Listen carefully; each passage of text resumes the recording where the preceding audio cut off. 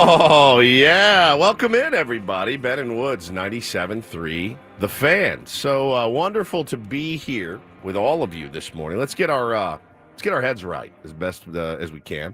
Heads definitely a little more right than it was last night after the Padres travesty.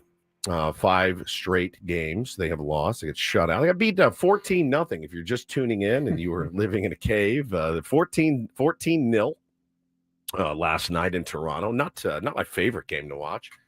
Some entertaining moments to be sure, but we will get into that. But I was crying laughing when I looked at the setup today for our YouTube stream. Yeah, Paulie puts kind of the title of the show and what we're going to be doing for the day. And it, what did it say, Paulie? Pacers stun Knicks. Pacers stun Knicks in Eastern Conference Finals. I was howling. Our boy Matt noticed it too. He's like, look at the title of the show. Pacers stun Knicks. The Eastern Conference Finals. But the basketball was basketballing last night. That's right. And, somebody we got 3 hours to talk about it today. Somebody on Twitter just said, man, I feel bad for my boy Woods. He's got to talk about this review. I said, don't feel bad for me, dude. Best gig ever. No question. Yeah, it definitely sucked. We will talk about it. There's some harsh words that need to be said. I do think that this morning, but we don't do that in Foreplay. We're sweet and loving and kind.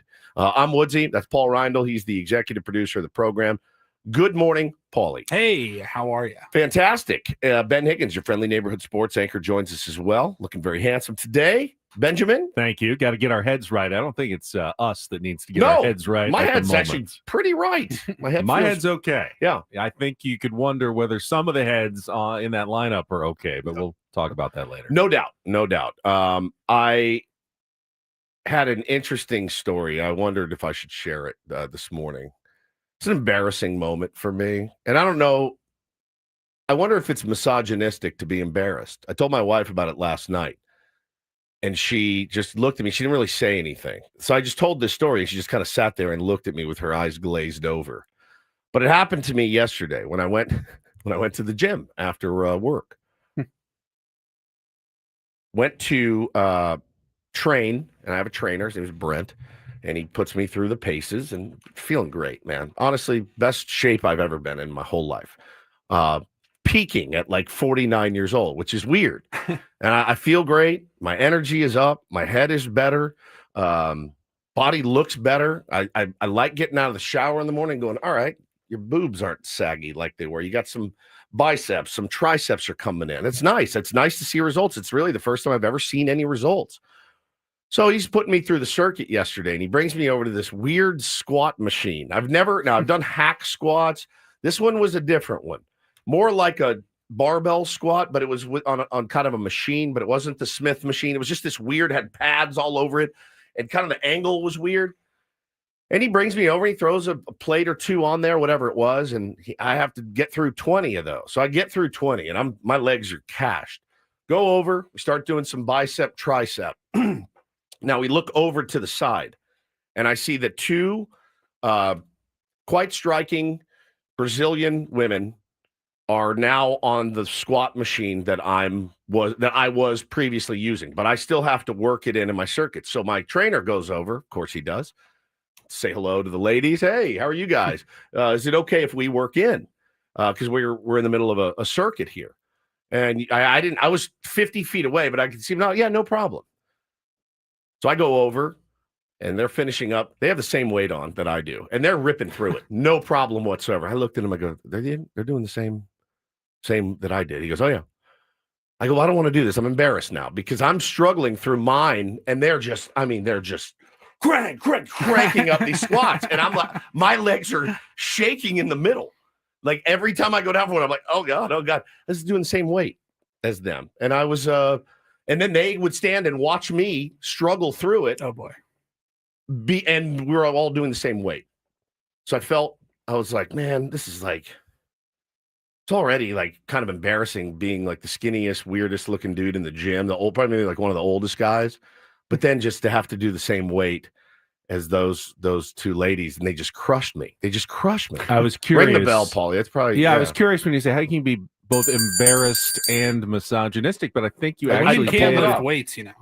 You I pulled know off that. the double right there. But I just felt there's no way, of course, that you should be stronger than every single lady out there. Now, obviously, physiologically, you're going to have the advantage and be stronger than a good portion of the female populace, but there's going to be outliers who are going to be stronger than you, and good for them. That's awesome. well, But there's no reason to be embarrassed about it. well, let's put it this way.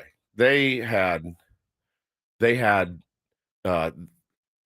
looked better suited to handle that. They were like they were strong. I'm not. I'm weak. So is it misogynistic to say I'm weak? You're not weak, though. You're holding yourself to unfair standards. You're doing really well for who you are and where you are as a 49-year-old, almost 50-year-old man who's in reasonably good shape at this point. Better. You should be proud of that. I am. Not feel lesser than because there are younger ladies who are as strong as you are. Yeah. I promise you, there's ladies out there who are doing way more weight than you're doing. I know that, but it was like, that's fine. That's fine. The fact that they had to sit there and watch me struggle, that was the problem. It's like I was, See, I thought your worry was what I tend to worry about when I'm at a public gym with other people, that the person who uses a machine after me is going to, I accidentally left some sweat. I'm not a huge sweaty person, but I always worry that did I not wipe it down correctly, and they're going to feel like, ooh, that guy's gross. He left some sweat, or it smells over here, and they're going to blame me for it. I just felt like I think internally they were like, look at this dude with those, how self-conscious I am about my bird legs. And when I'm in there doing the same, they had no problem. They did not struggle through it at all like I did. I mean, I was going down going, oh my God. It was awful. They were 10s. There was 2 10s sitting there watching me struggle through the same weight that they were lifting. So I didn't, it was a little embarrassed. I'm trying to be vulnerable here. Woods is most self-conscious about his little bird legs. Paulie, what part of your body are you most self-conscious about? Man boobs. Moobs. Yeah. It's tough. About you? Probably Wiener? No. I just wanted to see your face. I was going to say like love handles. Oh, like the spillover? Just a little spillover on the side. I hate it, man. You get to this age, it's really hard to inevitable. avoid a little bit of it. I mean, actually, mine are okay. Yeah, you're Not doing bad. all right. I mean, the greatest invention in the last, 20 years, not that anyone invented it, A but girdle? dad bod. Yes. The fact that Dad bods are sexy. Really? Okay. okay, Sounds good to me. Who do we owe the thank you to? Yeah, who invented that? Because I love. I want idea. to say honestly, like Leonardo DiCaprio, leads the dad bod Yeah. lifestyle. Like rich and famous doesn't hurt. Fair enough. You but get away with a lot more. I would always see pictures of him shirtless on a beach in Italy or something. What has he got that I don't got? They're like, oh, look at the dad bod is in, and it's always Leonardo DiCaprio in these short shorts on some beautiful. Yeah, beautiful beach. In his case, with some 18-year-old, 22-year-old model. Because I don't remember that being a thing. 20 years ago. But it's so funny. I've got to feel like that a dad invented that. Yes. Not perhaps like the female editor of a magazine, but that's fine. Whatever. Yeah, the dad bod it's been good for us. I've milked it, I milked it for too many years. My new goal is to look like that old guy in the Nugenics ads when I'm like 60. The guy with the silver hair, and he's just yoked. That's what I want to look like when I'm 60. So unrealistic. It's so unrealistic, but man, it's honestly, it's the longest I think I've ever stuck with anything. You guys know me. I've gone through my phases. I bring in my protein shakes and this and that. The fact that I've been consistently showing up helps. And man, I saw something last night and it just blew my mind. Something on Instagram. I should have saved it and had Paulie play it, but it was a guy that was talking about how his mental health was really struggling. I want to say, Paulie, he was a rapper.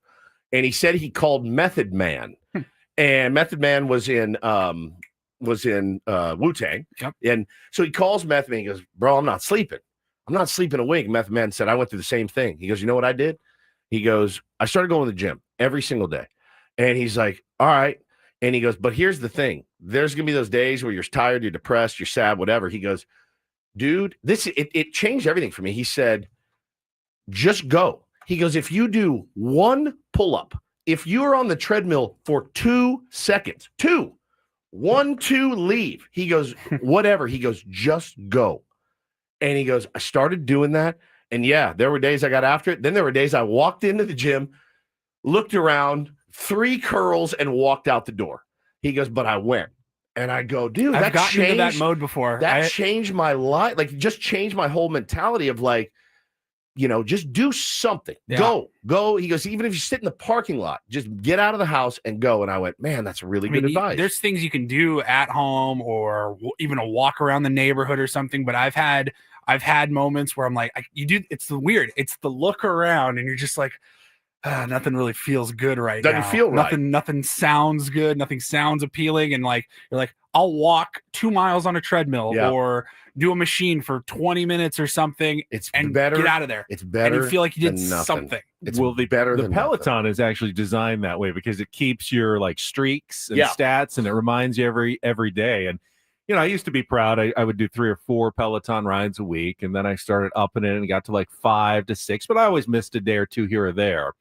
And now almost every day. In fact, I'm on my longest streak right now. I've 25 days in a row. Solid. That I've gotten at least on the Peloton. Sometimes it's just a 15-minute ride. Yep. Sometimes it's a 45-minute ride. But it's something really every single day to do something that makes you feel good about your health. Yeah, I really enjoy it. Now it's now it's like I start looking forward to it, knowing full well like he's gonna kill me today. I knew that. And I mean, yesterday was one of the hardest ones I've ever done. I couldn't even walk when I got out. It was like dizzy driving home. But ultimately I needed that. I need the accountability of a trainer. I do, because I would never push myself that hard in the gym. Never. I push myself a quarter of that hard and be like, man, I crushed it today. And so it's been good, man. But the stories of the gym are just, it's wild. It's a wild place to go. I mean, everybody in there is yoked and tatted up and shirts off. And here I come strolling in my, Deftone shirt and my tights on and trying to get after it. But it's been very helpful. Been very helpful. Actually have some breaking local news that's happening within about half a mile of our radio station. We can let you know what's going on here quickly, though. Let's check traffic. Kelly might address it as well here on 97.3 The Fan. Don't go away.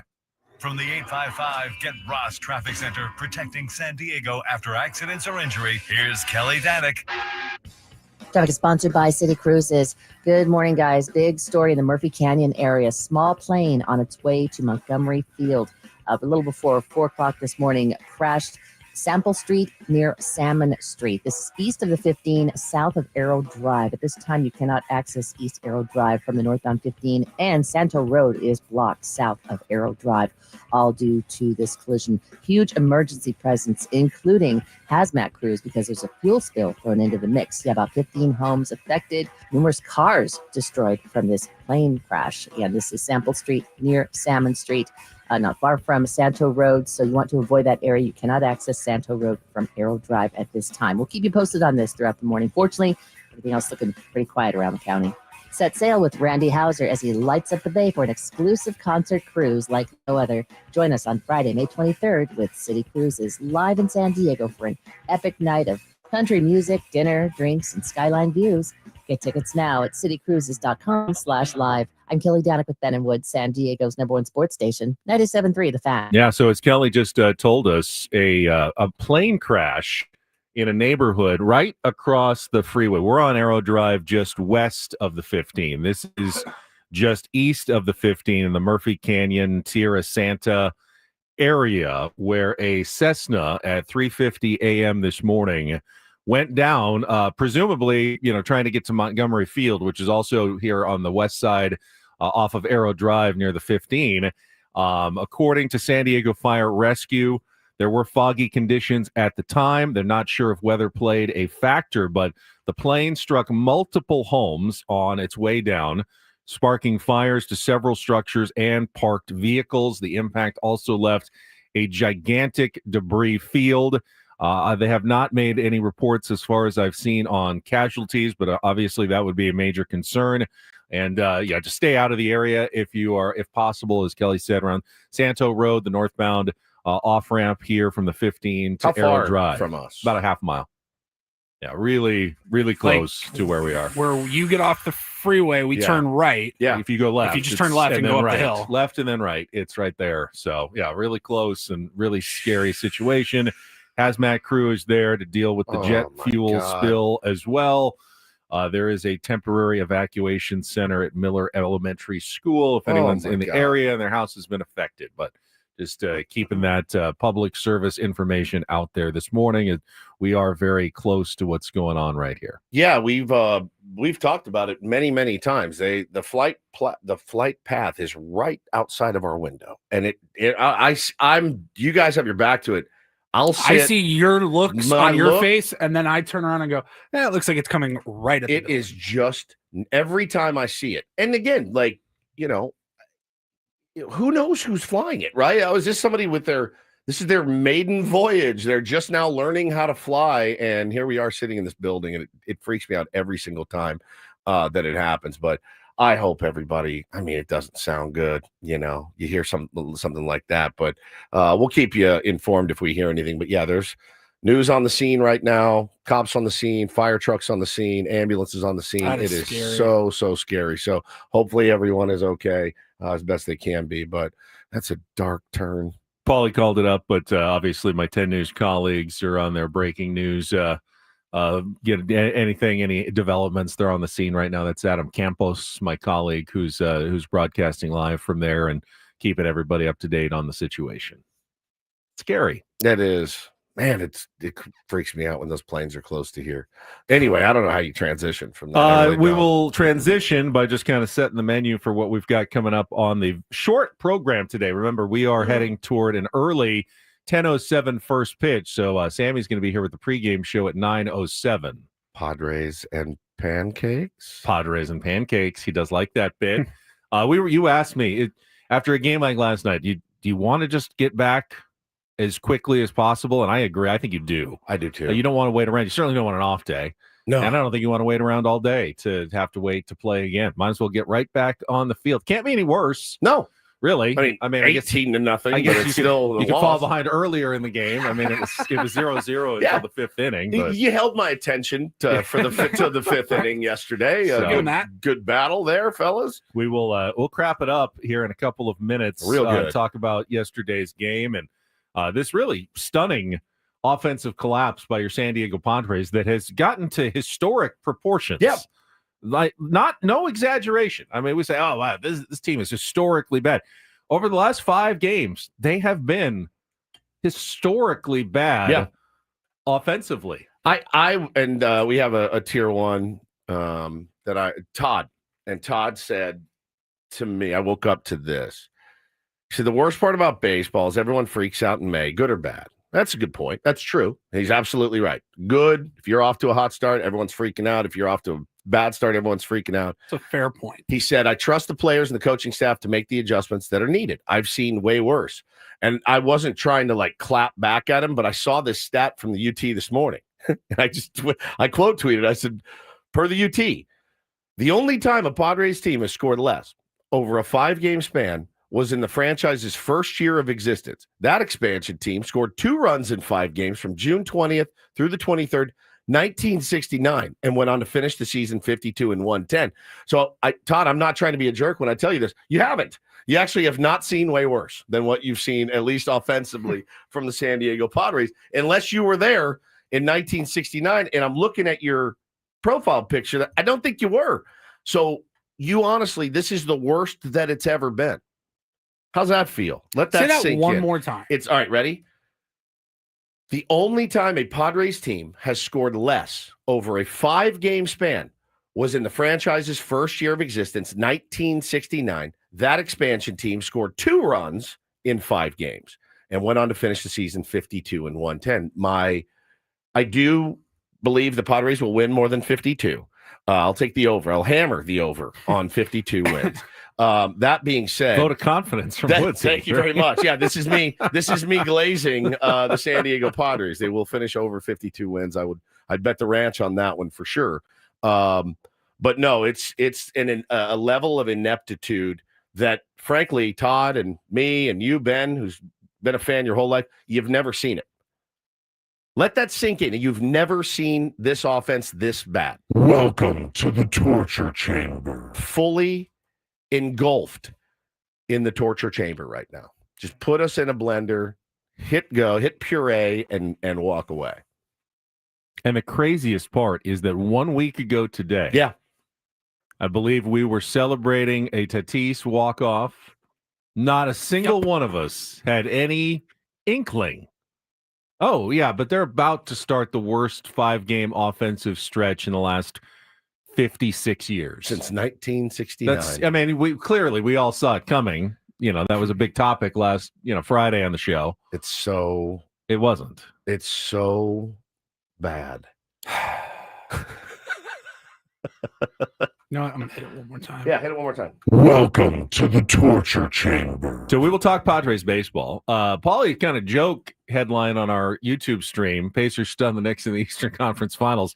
Not entirely a joke, because that was an insane ending to a basketball game last night. We'll have to bring that up at least a little bit in our 7 o'clock hour. Plus, it's an SDFC Thursday, as head coach Mikey Varas is going to be with us. He's got a team that is playing really well. Didn't score last week in a 0-0 tie, but they're back. Must be something in the water. They're back at it with a kind of a rivalry game. LA Galaxy are coming to town this weekend on Saturday. And the Galaxy, of course, they beat them in their very first game. Is this the Mario Lopez Cup? It is. The Galaxy have not won all season. You don't want to be the first. Oh, God. They have been in the torture chamber. They have not won, and you do not want to be the first this week. So a little pressure, actually, on SDFC to get the job done at home this weekend. We'll talk to their head coach, Mikey Varas, about the team's hot start at 7:35. Eno Sarris on a Smart Baseball Thursday at 8:35, which will actually be our final segment of the show. So we'll squeeze in Don't Do This and Real or Fake somewhere in there. But we got so much to get to. I thought, let's do our Padres ticket giveaway right away for our early risers. So if you've been listening all week, you've been hearing us give away tickets to the Padres-Marlins game, call now, 833-288-0973. And the fifth caller is going to win 2 tickets to next Tuesday's game against the Marlins, May 27th. Hoodies are back. First 40,000 fans in attendance will receive a free Padres military hoodie for the first time ever. The hoodie featuring the print similar to the Salute to Service Sunday jerseys. Get your tickets at padres.com/tickets. Win them now at 833-288-0973. We'll come back with our crap up, get into the, I don't know what they can do. Woods wants a table flipped or a fight in the dugout. Sure, I don't really want to fight in the dugout, but we can talk about it. Coming up next on I want eyewash. On San Diego's, okay. I want eyewash. #1 sports station, 97.3 The Fan. Gambling problem? Call 1-800-GAMBLER. GEGE 000-466. For a full list of games and rules, played at 7 Mile Casino. Visit 7milecasino.com. I don't know what a streak like this would look like in California-style blackjack. Just busting I do. every single time. I know exactly what it looks like. Are you kidding? 24, 27, 22. Dealer has 23. 21. It happens. Dealer has 21 again. Dealer has 21 again. You know what? We've been there. It probably won't happen, though. Give it a try. Give it a shot. Head down to 7 Mile Casino. Play some cards, play some Texas Hold'em, some Baccarat, some Pie Gown. Enjoy San Diego's most upscale, best, and closest card room in town. Yeah, Ben says closest, man. It's just 7 minutes from downtown. You've heard us talking about 7 Mile for many, many years. Long time partner of the Ben and Woods program. So if you're looking for a fun time, man, a fun day, a fun night, a fun morning, you can go right now if you want. Play some California-style blackjack. Have delicious breakfast there as well. They'll take good care of you at 7 Mile Casino. Again, there's a lot to love, but the proximity to downtown is great. Just 7 minutes away. Absolutely. The views are great. And, you don't have to drive 55 minutes into the East County and back. It's a very simple drive. You're on the west side of the 5 freeway in Chula Vista on Bay Boulevard. Check it out today, 7 Mile Casino, just 7 minutes from downtown.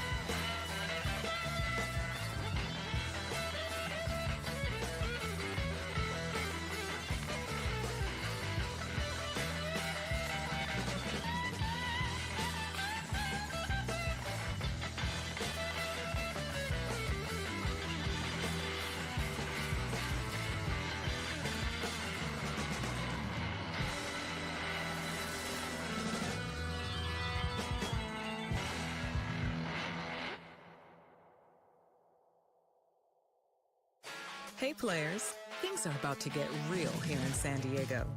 Introducing the all-new Jamul Casino Resort. With a 200-room hotel tower, exciting new eats and drinks, plenty of new places to play, and a luxe spa and salon. Hello, rooftop pool and deck.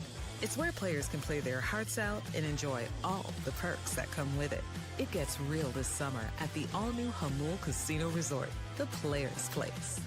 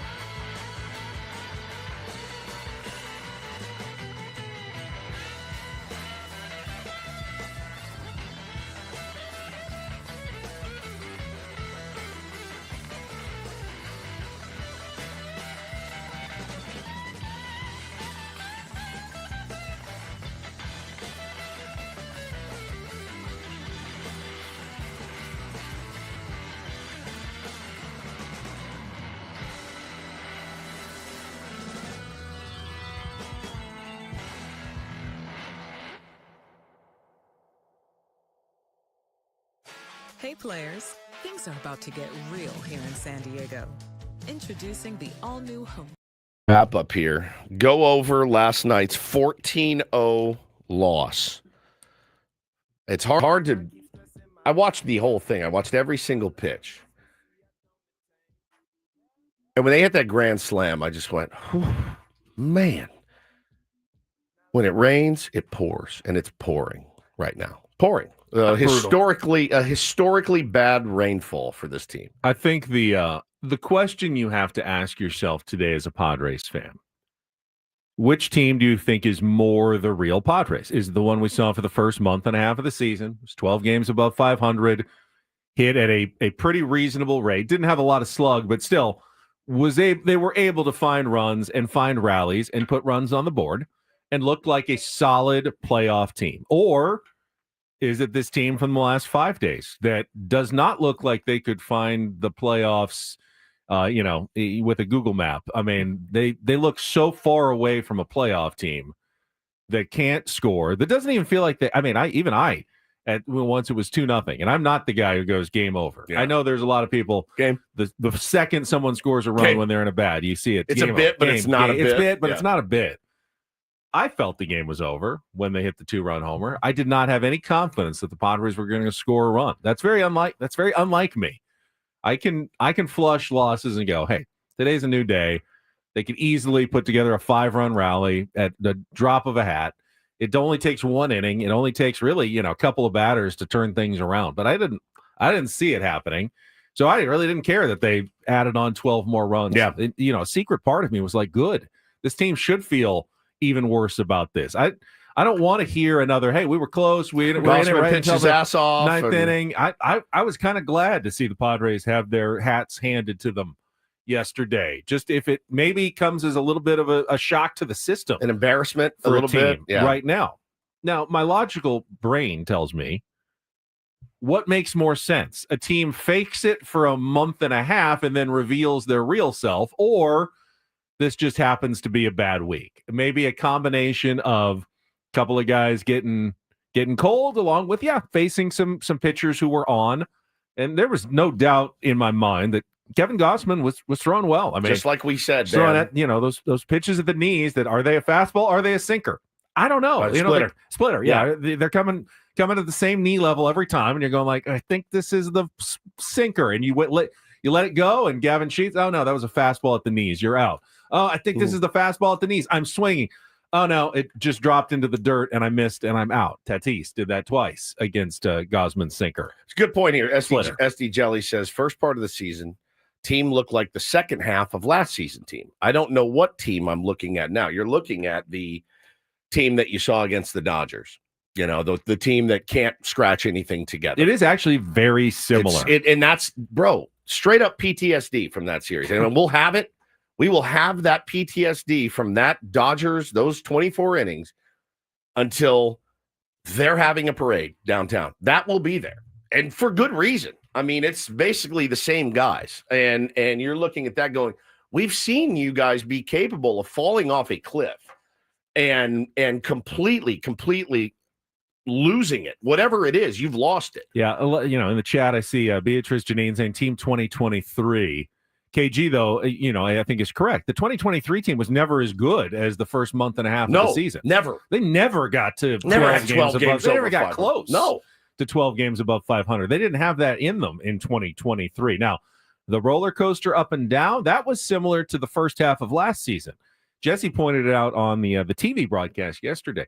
Padres had 4 5-game losing streaks before the All-Star break last year and still won 93 games. That's crazy to me. This is their first one this year. I don't remember that. They're four times they lost 5 games in a row in the first half of the season, and we're about a 500 team. Yeah, they were right at 500. And, I think, it pointed out by Purple, they're a 500 team in May, the definition of mid. Yeah.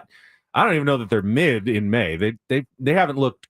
I would take mid right now. They're worse than that. God, I would dream of mid. Every good team, even 100-win teams, have stretches of 3 weeks where they play 500 ball. Yeah, for sure. So there's nothing indicting about playing 500 ball for a month. If you have winning ball for 4 months and 500 ball for 2 months in the season, you're a really, really good team. For sure. Really, really good teams are going to have 500 months over the course of the season. I'd kill for 500 right now, man. I'd kill for, you know what I would kill for?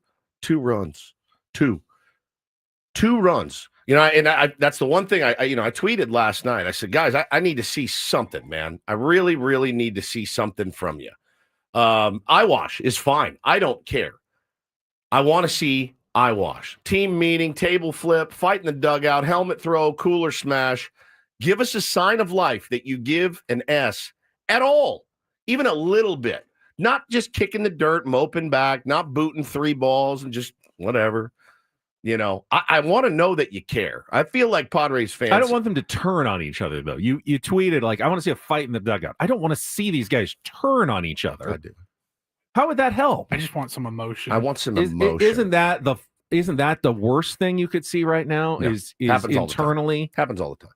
on bad teams, No, on happens horrible good teams teams. too. Happens on They good, turn good. on each other. Sure, guys. They don't support each other through hard times. I mean, they do, but it's also emotions boil over. Do we have? Is there anybody with emotion at all on this team? Like real emotion? I understand the need and that. You want to be professionals and this and that, but watching guys swing and miss and then just kick dirt with their heads down. This has always been true of this recent iteration of the Padres. They do happy emotions really well, very well. They do not do poor emotions well. No. They never have. Never have. None of them really have mastered. That's a weird thing. Poor emotions. It's so important to do so. Fernando gets a little mopey. Manny just kind of goes into a shell. Manny just glazes over. He just kind of glazes over. He just glazes over. Jackson just grits his teeth. Rise just looks confused because he's so happy all the time. He doesn't know what to do when everyone's not happy. Xander looks flummoxed. Yeah, they do not do bad emotions well on this. I mean, very few people do, to be honest with you. But I mean, I don't handle bad emotions all that well myself. But I'm not a professional. I mean, would you rather see him, Bryce Harper it or yeah. I mean, I need some sign of life, man. I really do. Like, and again, I know that's eyewash a lot of times. I know when a guy, and I know you can't live that way in a 162 game season, and that grates and wears on people. If every time we had a bad segment, I took this baseball bat and beat this chair up, it might be like, man, Woods really cares after the first time. After the 75th time, you're like, bro, relax. Who cares? Like, just a game or just a show. Like, but I need something. I think the fans have earned the fervor for this team. Let us know you care. Even if you lose, I can live with losses. Everybody's going to lose. Act like you give a rat's ass that you're losing. The problem is we all know sometimes in baseball, in a long season, and Purple mentions Bryce Harper, king of eyewash when he gets mad. God, I love it. He does too. But Manny hates eyewash. He hates eyewash. Yeah. He's not going to get mad just to put on a show for everybody. But it's kind of what you want now. Maybe like a guy like Profar, you knew he wore his heart on his sleeve. You're missing a little bit of that. You miss a little bit of that with this guy. And how do you not score a run? Accidentally score a run. I was talking to my dad this morning. I go, Luis Arise, Fernando Tatis Jr., Manny Machado, Jackson Merrill, Gavin Sheets, Jake Cronenworth. You can't scratch out one run? Well, when you're 0 for 32 with runners in scoring position over a 5-game stretch, think about that. It's hard. Think about that. Accidentally, if you got one hit, you would have scored a run maybe on that two. hit, maybe two, and you would still be batting 0-30 something. For real. But you can't even get up to the 0-30 level. A bad baseball player. If you set up Martin Maldonado every single time in that situation, you'd still expect him to get 4 or 5 hits. And he'd still be hitting 132. And you go, that is horrible. You're 4 for 32 with runners in scoring position. That is abysmally bad. I know. You are one of the worst players in the league. They're 0 for 32. That's like almost impossible. They're doing something that is almost impossible. I just got to know that these guys. And look, I think inherently I know them. I've met them. I've talked to every single one of those guys I just mentioned. I know that they care. I know that they want to win. I know they don't want to look like buffoons. I know that. I know it. I think we all do. As much as we look at them and say, you guys don't care, you've given up. I think we know that's false. They do care. They're all egomaniacs. You have to be to play at that level. Right. Nobody wants their ego. Nobody wants us. Bunch of fat guys in there like, come on, play better. Nobody wants that. They want to win every game. That's why they do this. That being said, you gotta show us something. Like, you gotta show us something. The ability to scratch out one single solitary run is not asking for much. I feel like, as a Padres fan. Of the thousands of baseball players that have made it to the big league level in my lifetime, you could count on one hand the amount of times where I've looked at somebody and go, I don't think you actually care about baseball. Correct. I can think of I think you were athletically gifted enough to make it a career. And it's a good gig for you. You got a nice payday. You're set up. I don't think you care. Because I really believe 99.99% of the time, you cannot get to that level without being passionate and caring. Of course. Obviously, there's some God-given ability and just natural talent there. And you put in the work as well. But all of that combined, like, there's only been Like, I'm with you. I can think of probably 2 or 3 guys off the top of my head where I'm like, I don't think you really like baseball. I don't think you care about this. Yeah, it's like I said. And I don't feel like anybody on this team is that way. Like Darren says, come on, guys, they care. I know. I know that. I just said that. They absolutely care. But you gotta show us something, man. I don't talk about it. Be about it. You gotta find a way. You have to find a way to right this ship. And I don't care how hard they hit the ball last night. I don't care about anything else. That was embarrassing. They should be embarrassed. And this 5-game skid, 5-game skids happen, as you mentioned, Ben, but there are different, we agree, there are different 5-game skids. You lose 4-3, you lose bad mistake, or a guy just gets you through the pitch you wanted to pitch, and guy beats you, you tip your hat and you walk off. All we're doing is tipping our hats. Oh, Emerson Hancock, great job. Brian Wu, great job. Tip my hat. Kevin Gossman, tip my hat. Kevin Gossman had been getting his skull crushed until the San Diego Padres. And let me tell you about today's starter, Benny. Bowden Francis is 0-4 with an 8.10 ERA across his last 5 starts. Oh, we're cooked. Cooked. There is no way we are not getting swept today. Joe says, if you think they care, why do they have to show you they care? It's a good question. It's a fair question. Because if they don't, it's going to. I'm not saying that they don't care now. They could get to a point in the season where they're like, no, they don't care. Like maybe they're not in it anymore. We saw some of that in 23. We did see it, and they admitted it themselves. Towards the end of the year, we cashed it in. Yeah. So you don't want to get to that point, is what I'm saying. So whatever you need to light a fire, whether it's and then they started winning. By the way, yeah. Of course, once they were out of they it, cashed it in. And then of course they started winning. Yeah, it's a fair question. I mean, I think for our own personal edification, is that the answer that you want? Yeah, man, I want to know. I'm pissed. We're going to be better. We're going to do better. I don't need to hear Schulte tip his hat to the great defensive plays Xander Bogaerts made in the 5th. What I need to hear is we got to clean this up, and we got to do it now.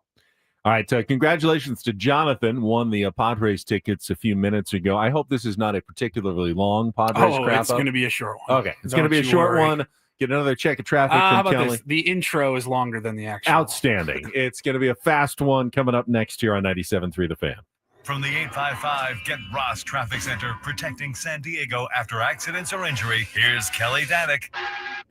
Traffic is sponsored by Valvoline Instant Oil Change, your 15-minute drive-through oil change. Well, our freeways are in pretty good shape around the county, except you cannot access Arrow Drive exit off North 15 at this time. This is all due to that Cessna that crashed in a Murphy Canyon neighborhood. It was on its way to Montgomery Field.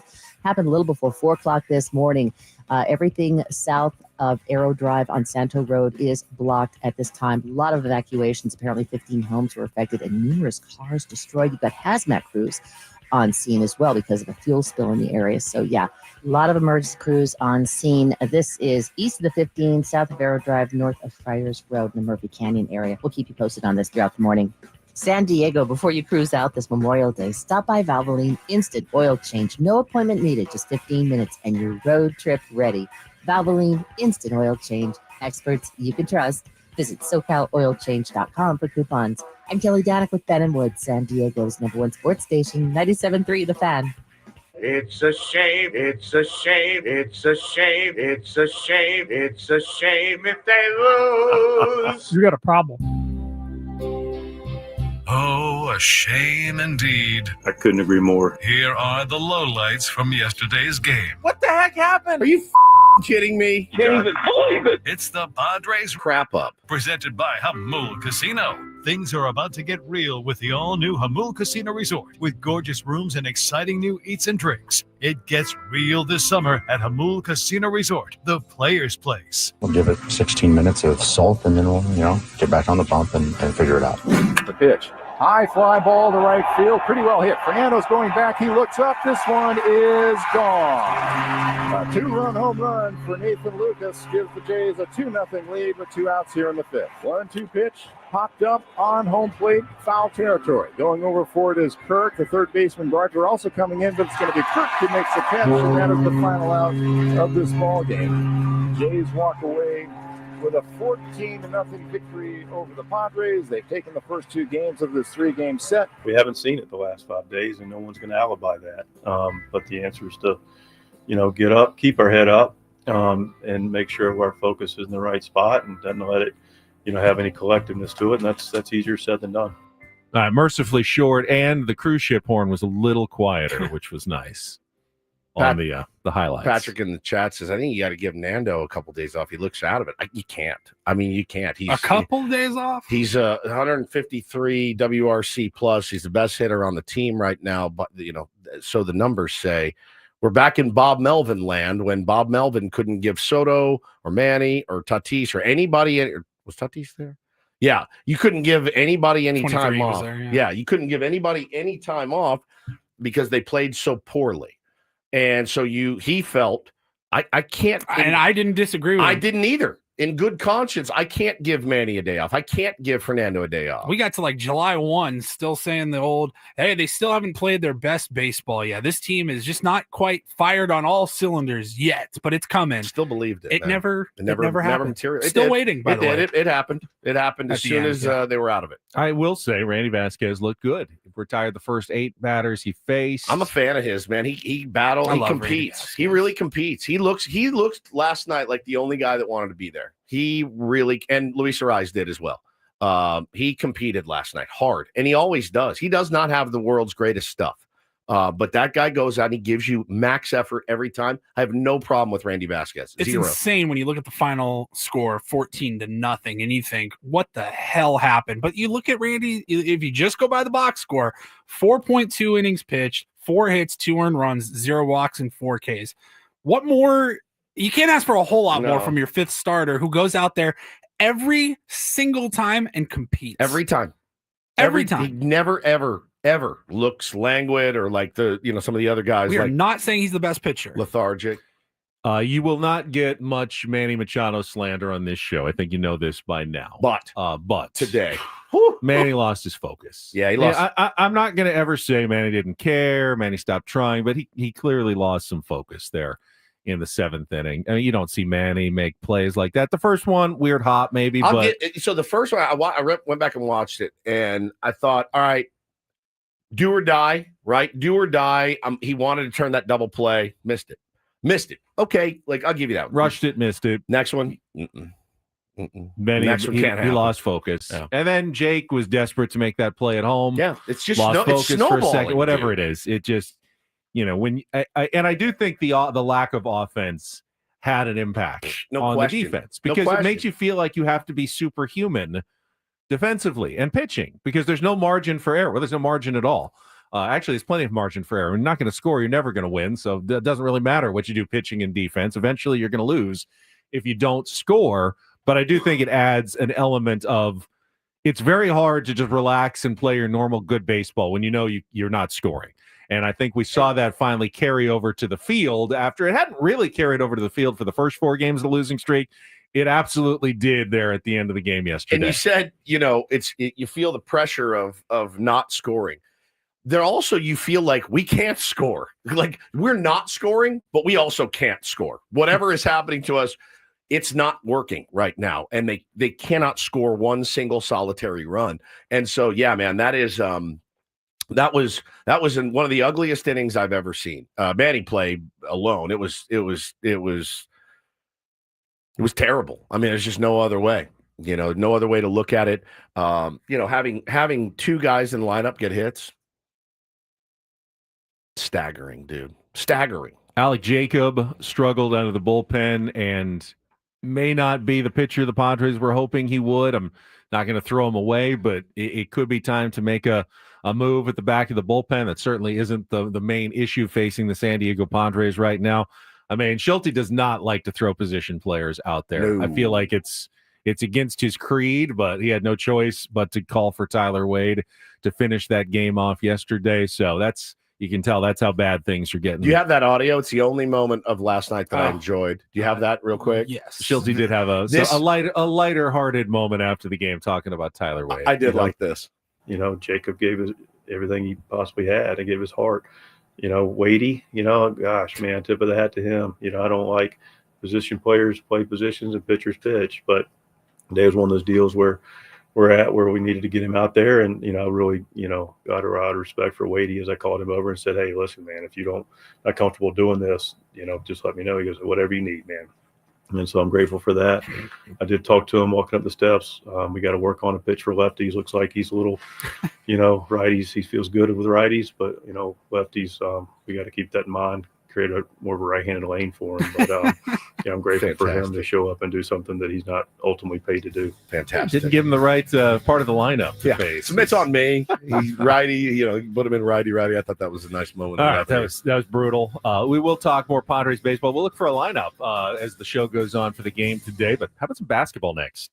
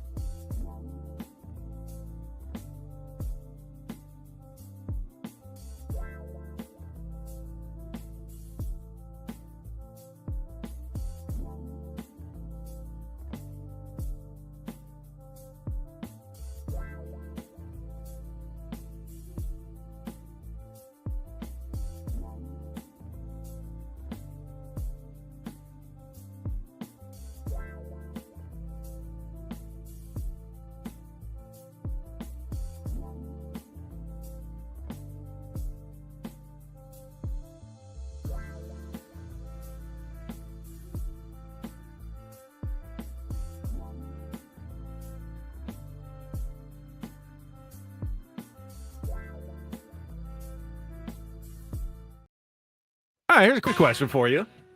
Worse this morning to be a Padres fan or be a Knicks fan?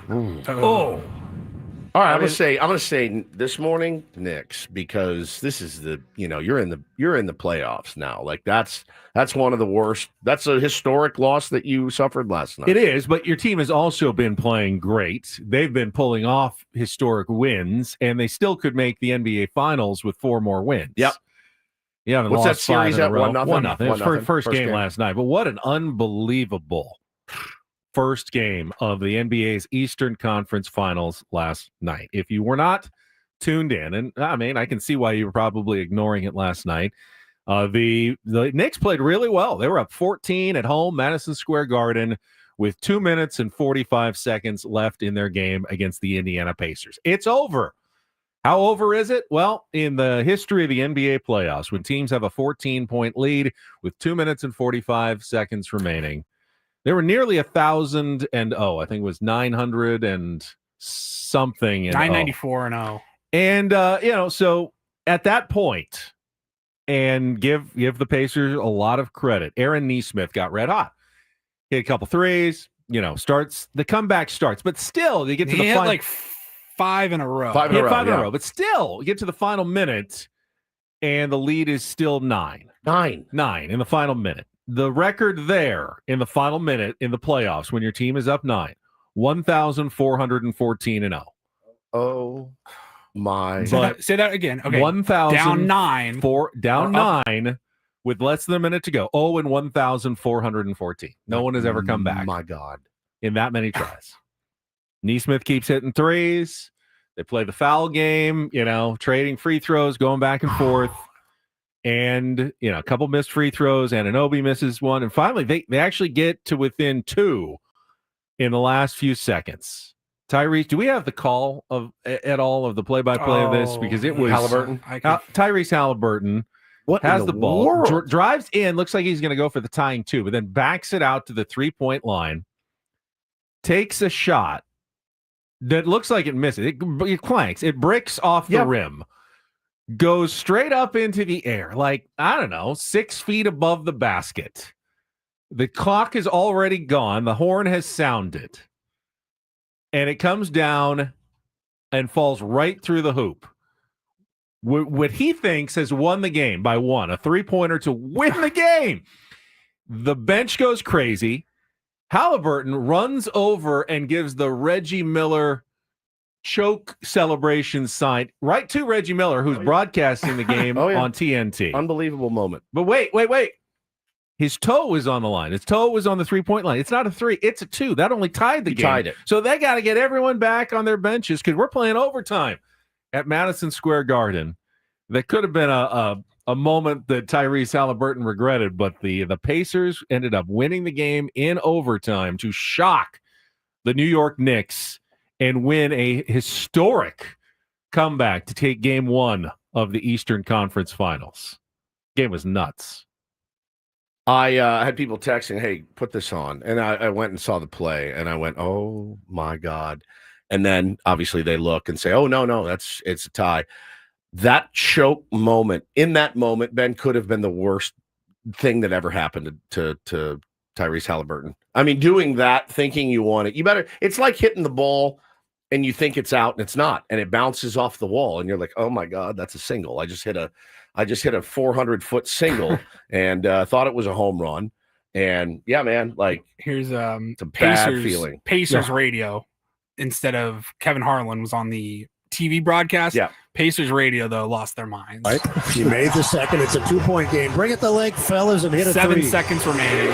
2-point game, 6 seconds to go. Halliburton driving. He's in the lane. He nearly lost it. He backs up and unloads a 3. Oh, that did not happen. It hit the back of the rim. It popped high into the air, and it dropped gently through the net. And the Pacers have, the scoreboard shows 125-125. It's called a 2-point shot. We're going to take a look at this. Oh, my God. Your wife just nailed it, Paulie. She said it was like the final basket made in a Disney movie. Yeah. That's exactly like hangs, and everyone's watching in slow motion. It hit the back of the rim and just bounced perfectly straight up and there was a chance that it could go in, and the ball disappeared out of the camera shot. You couldn't see it, and everybody was frozen, and then it dropped right through. Nothing but net. NBA posted the Pacers were down 17 with 6 minutes and 46 seconds left. Man. Down 14 with 2:40 left, and then down 9 with 52 seconds left. They scored 13 points in overtime. And the Knicks admitted they may have taken their foot off the gas a little bit late in the game. Now, the question is, does this haunt you forever because you end up losing the series and you can't recover? Or do you go forward and say, we had them. We were up 14. Yeah, we were the better team for 95, 98% of that game. We were clearly the better team. Let's just go and be the better team over the next 5-6 games. We'll win this series. We'll go to the NBA Finals. Or is it the Pacers with new life come back out, fired up, steal game 2, go on their home floor, and the Knicks are never heard from again? I don't know which way it goes. Pretty nuts. I don't know which way it goes, but that was a crazy of an NBA ending as you're really going to see in a playoff game like no question. That shot was incredible. Today, game 99.7, I think. I saw 99.8 Knicks win probability. 99. It really should have been higher. I mean, we're 0 and 1,414. Yeah, it should be 99.999. It seems like it. Oof. Kurt says Knicks in 7, but a painful 7. I can see that. I can definitely see it getting back to Madison Square Garden for a game 7 later in this series. These are so gnarly. I'm like living vicariously through one of my closest friends, lifelong Knicks fan. He wants this more than anything in sports. That is his team, and so I've been rooting for them. I think it'd be fun. The content on social media after they beat the Celtics on Friday night was unbelievable. People climbing billboards in New York, losing their minds. They had 2 unbelievable comebacks of their own to beat the Celtics in that series. Knicks fans are fascinating creatures, and I want it for them. Madison Square Garden looks like one of the most fun atmospheres in all of sports. It's pretty cool. Right now, it's been that way before. It's back. Knicks basketball, Knicks fever is back. And I want it for Knicks fans. I want the crazy content. They look like Philly Eagles fans climbing light poles. I mean, it's hitting people with bags of trash. Yeah, it's insane. Tonight, game 2 of the Western Conference Finals. Thunder hosting the Timberwolves. Oklahoma City leads that series 1-0. And congratulations to OKC star Shai Gilgeous-Alexander, who yesterday won his first ever NBA Most Valuable Player award. Averaged nearly 33 points per game this season on nearly 52% shooting, which is pretty insane numbers. SGA in good shape to lead his team to the NBA Finals. They'll try to take a 2-0 series lead tonight. All right, we were just talking during the break about this. Let's I think it was at this time yesterday we did a shout out to his family for George Wentz. Yeah. The NFL had a shocking loss yesterday. Just popped up.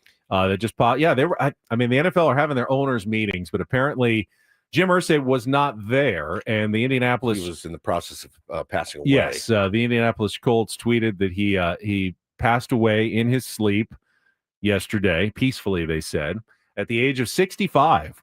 Jim Irsay, who has been running the team since his dad died when he was just 37 years old, 1997, has been running the Indianapolis Colts. Was in the news last year. Suffered. There are some mysterious details that they have not ever really reported, but some sort of overdose that painkillers, alcohol. He had respiratory problems. Some demons. Yeah. But I kind of always assumed that this guy was, wheels off. Yeah, wheels off, the crazy son who inherited a football team and, wild parties, irresponsible. And as I was watching the tributes pouring in from unexpected sources around the NFL, I had no idea how beloved, how thoughtful, generous, and kind Jim Irsay was, and was really respected around NFL circles. Gave his heart, wanted to make the world a better place, and was really very much loved by people around the NFL, people in the media, people on other teams.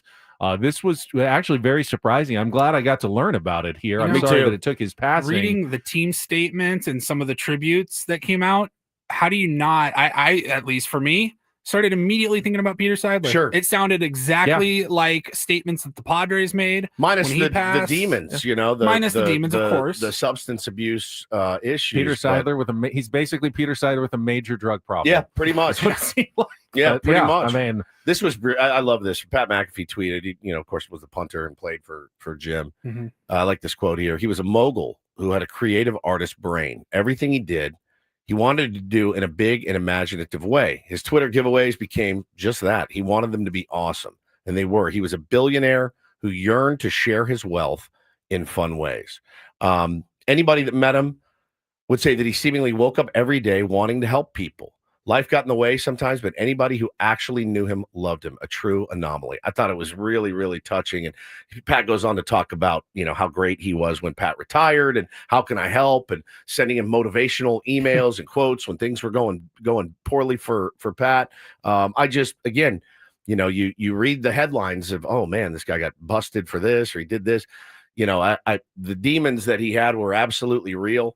They don't have to define you. They don't have to define who you are, for sure. And I thought it was really, really a sweet and touching tribute. Stories of him giving wads of cash to well, homeless, just handing out wads of cash. Yeah, trying to change somebody's life. I thought, look, obviously he inherited an NFL team. Sure. He was born on third base or even, home run. He just had to step on home. He was right there.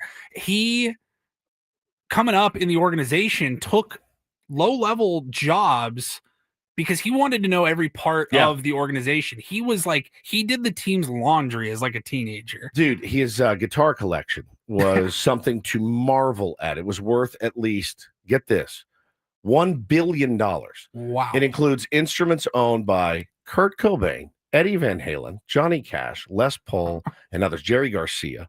$1 billion guitar collection from Jim Irsay. Love music, love guitars. Seemingly a really, really good guy. So as we do, Paulie, send him out the Ben and Woods way. And I really hope we can see more unity and more peace when already things are so difficult. So, shout out to his family. Man, he's got I'm kind of a collector of things. He's got Jack Kerouac's original 36-meter typewritten manuscript for On the Road. Wow. He's got Hunter S. Thompson's Red Shark convertible, Abraham Lincoln's walking cane, and an original Apple manual signed by Steve Jobs in 1980. Good Lord.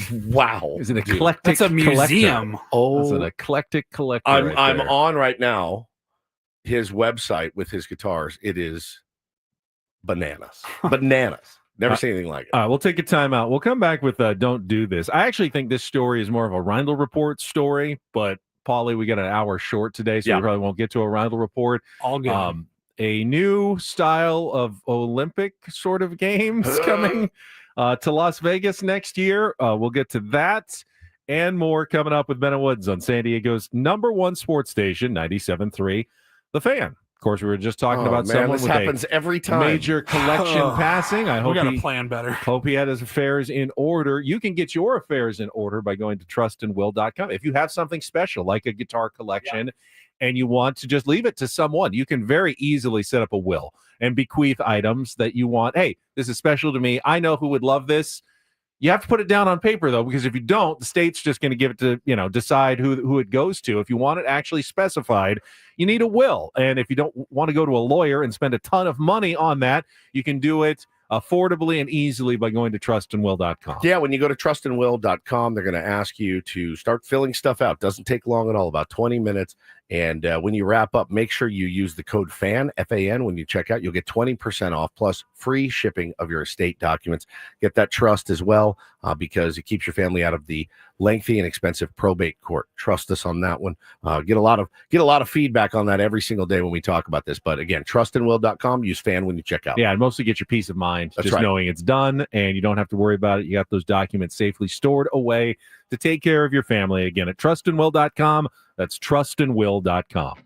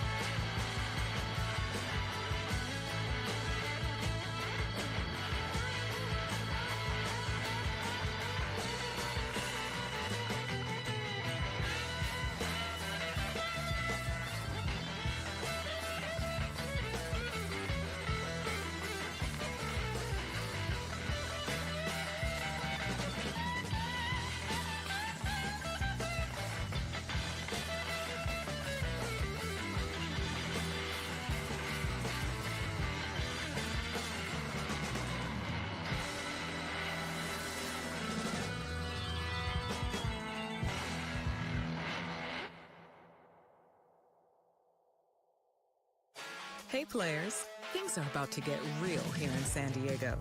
Introducing the all-new Hamul Casino Resort. With a 200-room hotel tower, exciting new eats and drinks, plenty of new places to play, and a luxe spa and salon. Hello, rooftop pool and deck. It's where players can play their hearts out and enjoy all the perks that come with it. It gets real this summer at the all-new Hamul Casino Resort, the players' place.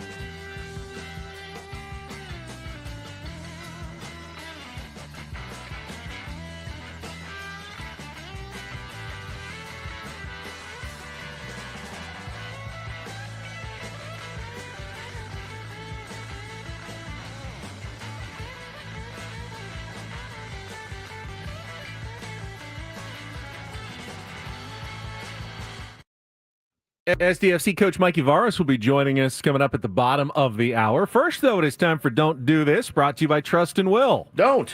Leave your entire estate, house, kids, and life savings up to chance if and when you die. Do. Set up a Trust or Will online at trustandwill.com. This is a lot more affordable than you think. Visit trustandwill.com for more info. I was saying hi to our beloved Sam Levitt, who's already out there. He's sitting in the dark. I did not see. I'm looking straight at him. And I you can't missed see him. He's in the dark. I wonder if the callers last night broke him, and that's why he's sitting Wearing here a in the dark. Shirt. No. I can't see him at all. I heard him on the post-game show last night. He had a caller who said, "You know what? Appreciate you, Sammy. I know this is not an easy job, especially when the team is playing like that's this." nice. We don't get those. And it was nice. It was very why don't we sweet. get those? Why don't we get those either? All I get is, I can't wait to hear how you guys glaze this loss. I'm like, how could anybody glaze a 14 Gonna hate listen to Ben and Woods tomorrow. It's unbelievable to me. Man. Paid moron. I mean, I said yesterday, I started the show like, this team stinks. They stink. How about this? Don't do this.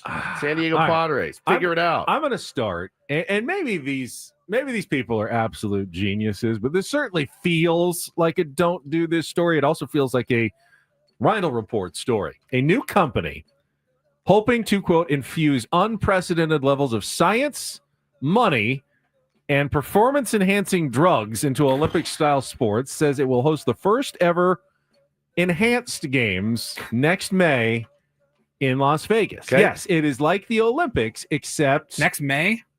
Oh, I go every May. I'm going. Except all the athletes are going to not only be allowed, but like encouraged to use PEDs to maximize their performance.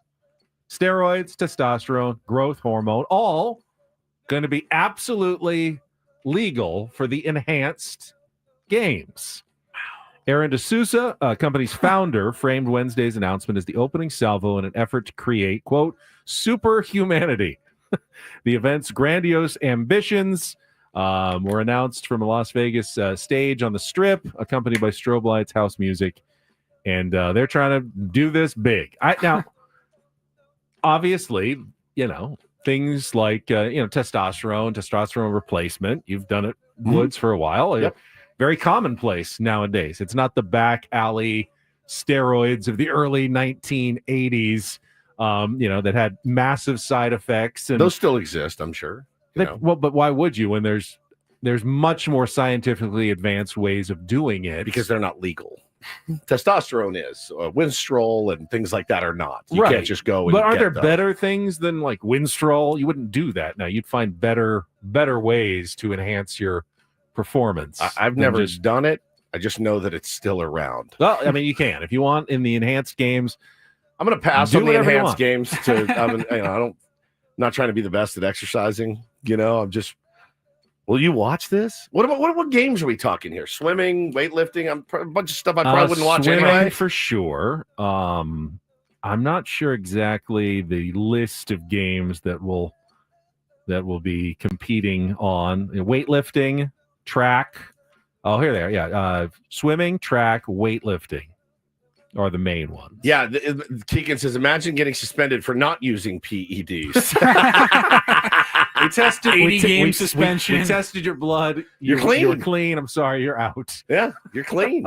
Yeah, Morse, this is going to be like MLB from late 80s to early 2000s. Yeah, I mean, does anybody hate that era? I know I don't. I had a ton of fun watching baseball. I did too.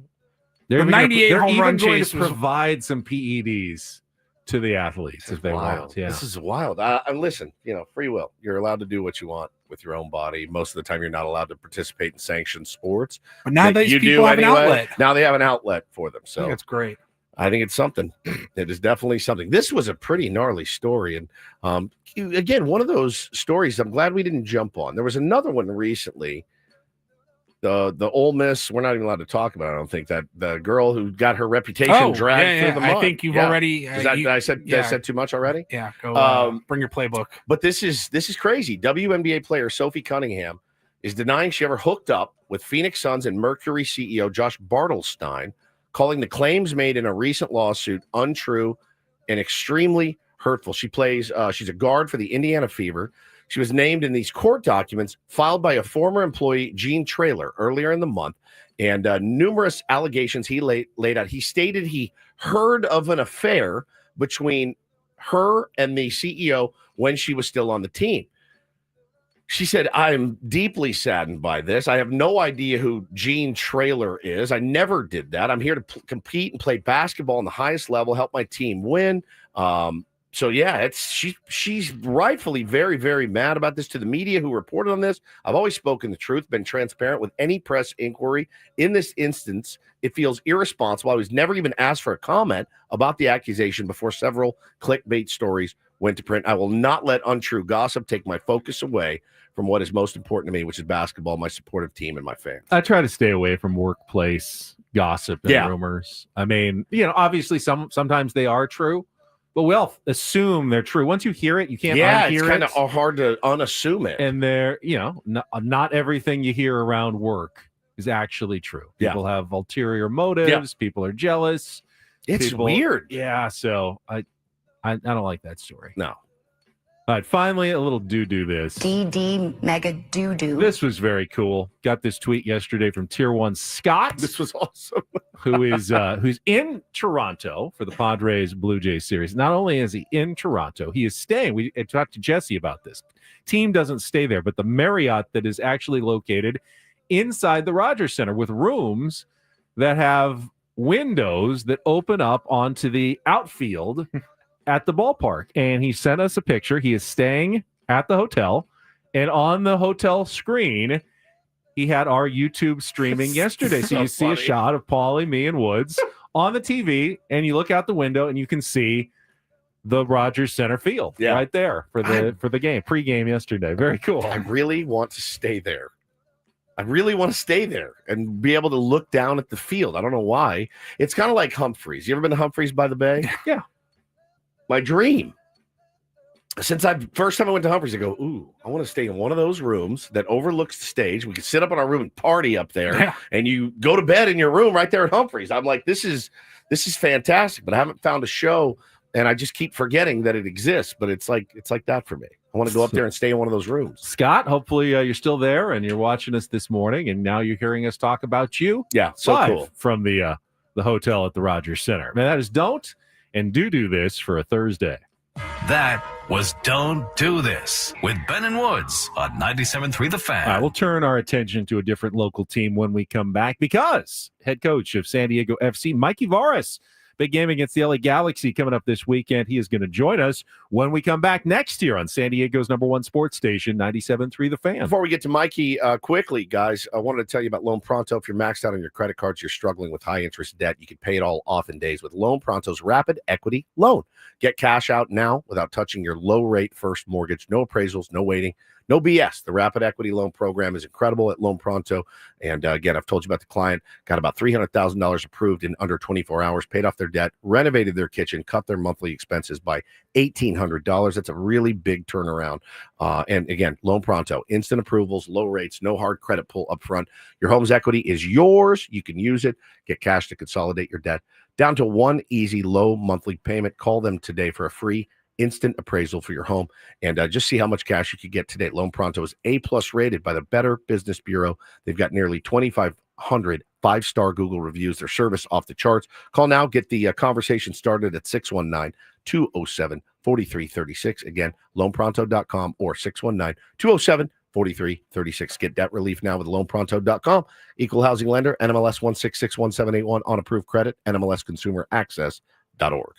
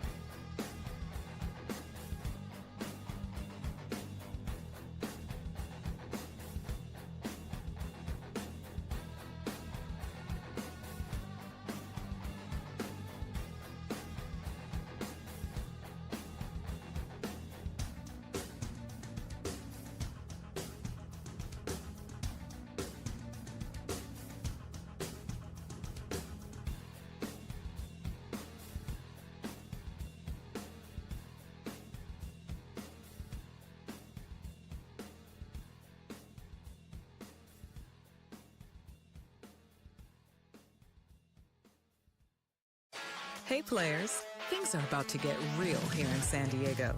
Introducing the all-new Jamul Casino Resort. With a 200-room hotel tower, exciting new eats and drinks, plenty of new places to play, and a luxe spa and salon. Hello, rooftop pool and deck. It's where players can play their hearts out and enjoy all the perks that come with it. It gets real this summer at the all-new Jamul Casino Resort, the players' place.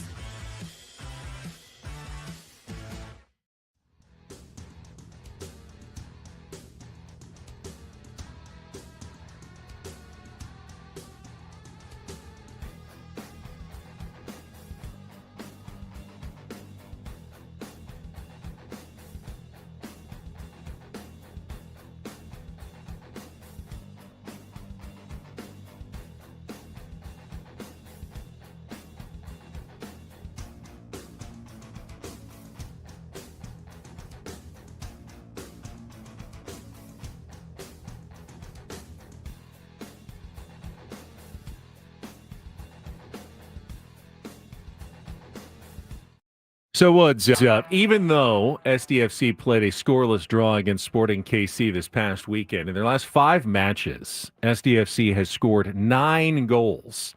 In their past 5 matches, the Padres have only scored 3 goals. Goals, yes. That's 3 times as many goals for SDFC as for the Padres, who have hit the post 33 consecutive times with runners in scoring position and been unable to convert. And I make the analogy because joining us right now on Ben and Woods is the head coach of San Diego FC, Mikey Varas, back with us here on 97.3 The Fan. Coach, good morning to you.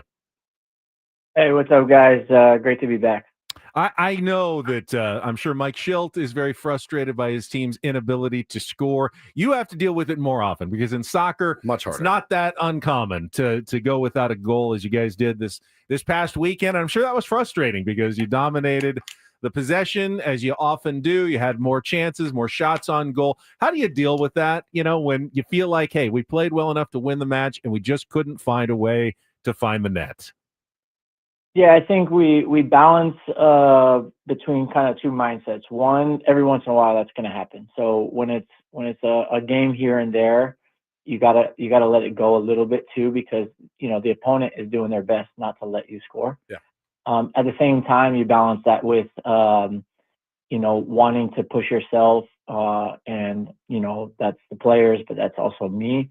How we can take even a little bit more risk, how we can be a little bit more decisive in those moments that when an opponent really wants to take it away, that you still find a way to score.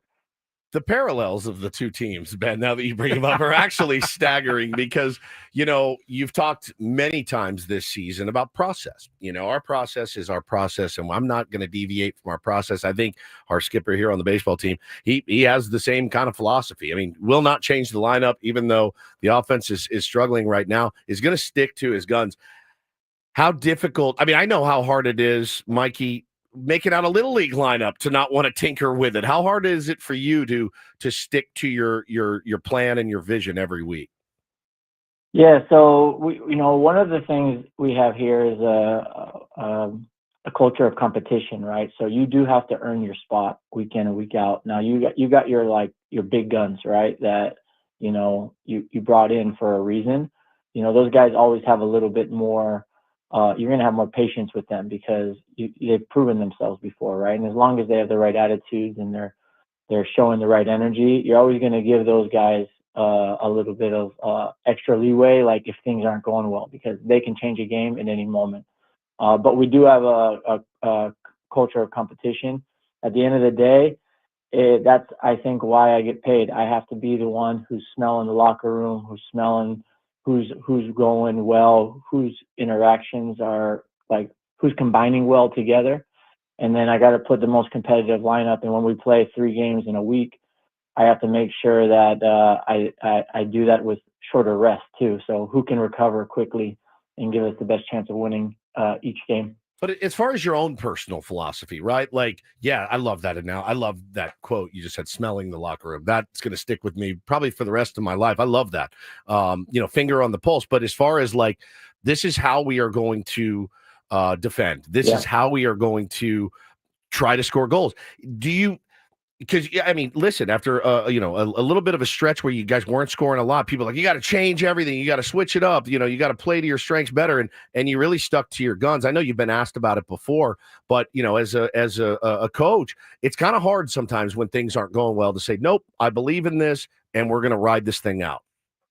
Yeah, so a couple things. One, I love this game. I love competing, and I love this game. But I love this game played a certain way, and I've always been really clear about that from the beginning of even the hiring process. And I want to play attacking football. I want to play with initiative. I want to play pressing football. Now that being said, you also have to be flexible in life. So we did make some little adjustments within that game model, right? We didn't deviate from who we want to be. But we've put Anders at the number 9 at the center forward position, right? We got him a little bit closer to goal. We started playing with our wingers a little bit wider in certain games because we realized that the opponents started just taking away the middle of the field because we were so good playing there. And so we also have to be able to be flexible enough.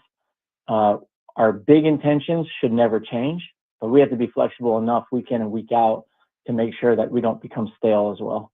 Talking to SDFC head coach Mikey Varas, and it was really fun to go out to practice and see the performance center last week down at Saquon Training. And the training. That's right. Go to training and meet Anders, who you just mentioned. You had to move over from the wing to the center. Now we talk in baseball. We're obviously talk a lot of baseball. Guys moving positions and how difficult that is. How tough is that in soccer to have a guy move from where he's usually playing to a different spot on the field? Because it's more of a flowing sport, obviously, than baseball. You're not sitting out in the same spot the entire time, even though you may have a position. You're allowed to move around the field a bit. Yeah, that's exactly right. It's for us, it's about spaces, right? So what spaces do we want Anders in to give him the best chance to make the impact we know he can make with his creativity and his skill? And from game to game, it could change, but it also changes on who's available for us, right? We haven't had Marcus now for about 7 weeks, and the team has done great, right? We haven't been playing with a true center forward, and we're still scoring goals. And at the end of the day, it shows that Anders is a really adaptable player, but the team is really adaptable also. It is quite a challenge because what you do is you disrupt a little bit the relationships that they're building. So every time I change the fullback, which I changed a lot early on in the season, I'm disrupting the flow of their developing chemistry between two guys, right? Because now it's a new guy next to him. But these are worthwhile investments when you're trying to find the best combination. And we're so young in our process. I have to be able to take the risk and invest in those experiments to make sure that we create something sustainable here. Talking to SDFC head coach Mikey Varas here on Ben and Woods this morning, and obviously the match coming up this weekend. Little day game action Saturday afternoon. LA Galaxy. Now they're winless right now. That for a head coach, it's shocking. They won the championship last year. 0-10-4 is where they sit currently, with a goal differential of -21. The pressure, I'm feeling the pressure for you because you don't want to go out and you don't want to get that team on track. I know the season's long and anything can happen, but kind of how do you work that this week? Do you instill the fear of God into these guys? Like we cannot be the first one that they beat. Listen, every time you step on the field to compete, it's always 3 possibilities: win, lose, or draw. These are the 3 things that can happen, and you need to know that every time as a human being, if you're going to be an elite competitor, every time you step on the field, you need to know all 3 of those are possible. So you better bring from the beginning of the week till the end of that game everything you have, and then see what happens. At the end of the day, these are the champions. You have to respect the champions, and they will be the champions until somebody else wins the championship. And they'll field a team of starters that will have 8 or 9 guys who started the championship game last year. Wow. So they're having an off season. They also are having statistically an anomaly of a season where they statistically data wise, they shouldn't even be close to what their record is right now. They're not playing as strong as they were last year, but they're not even close to as bad as what their record is. They're well coached and they're hungry. We went to their house and we took a win from them in our opener. right? And I think we kind of surprised them. There's just no way that they haven't had this game circled since then. No doubt. You know, so they're going to come with everything. We know that. In football, we call this a derby match. This is something where, you know, it's a regional rivalry at this point because we took points from them from the reigning champions at their house in the opening game. So we kind of set the tone with that. And this is going to be an epic match. These guys are going to come and play it like a final, but we'll be ready to do the same because all we do is focus on performances. We need to have a good performance every week. If we do that over the course of the season, we'll win enough games to be a playoff team.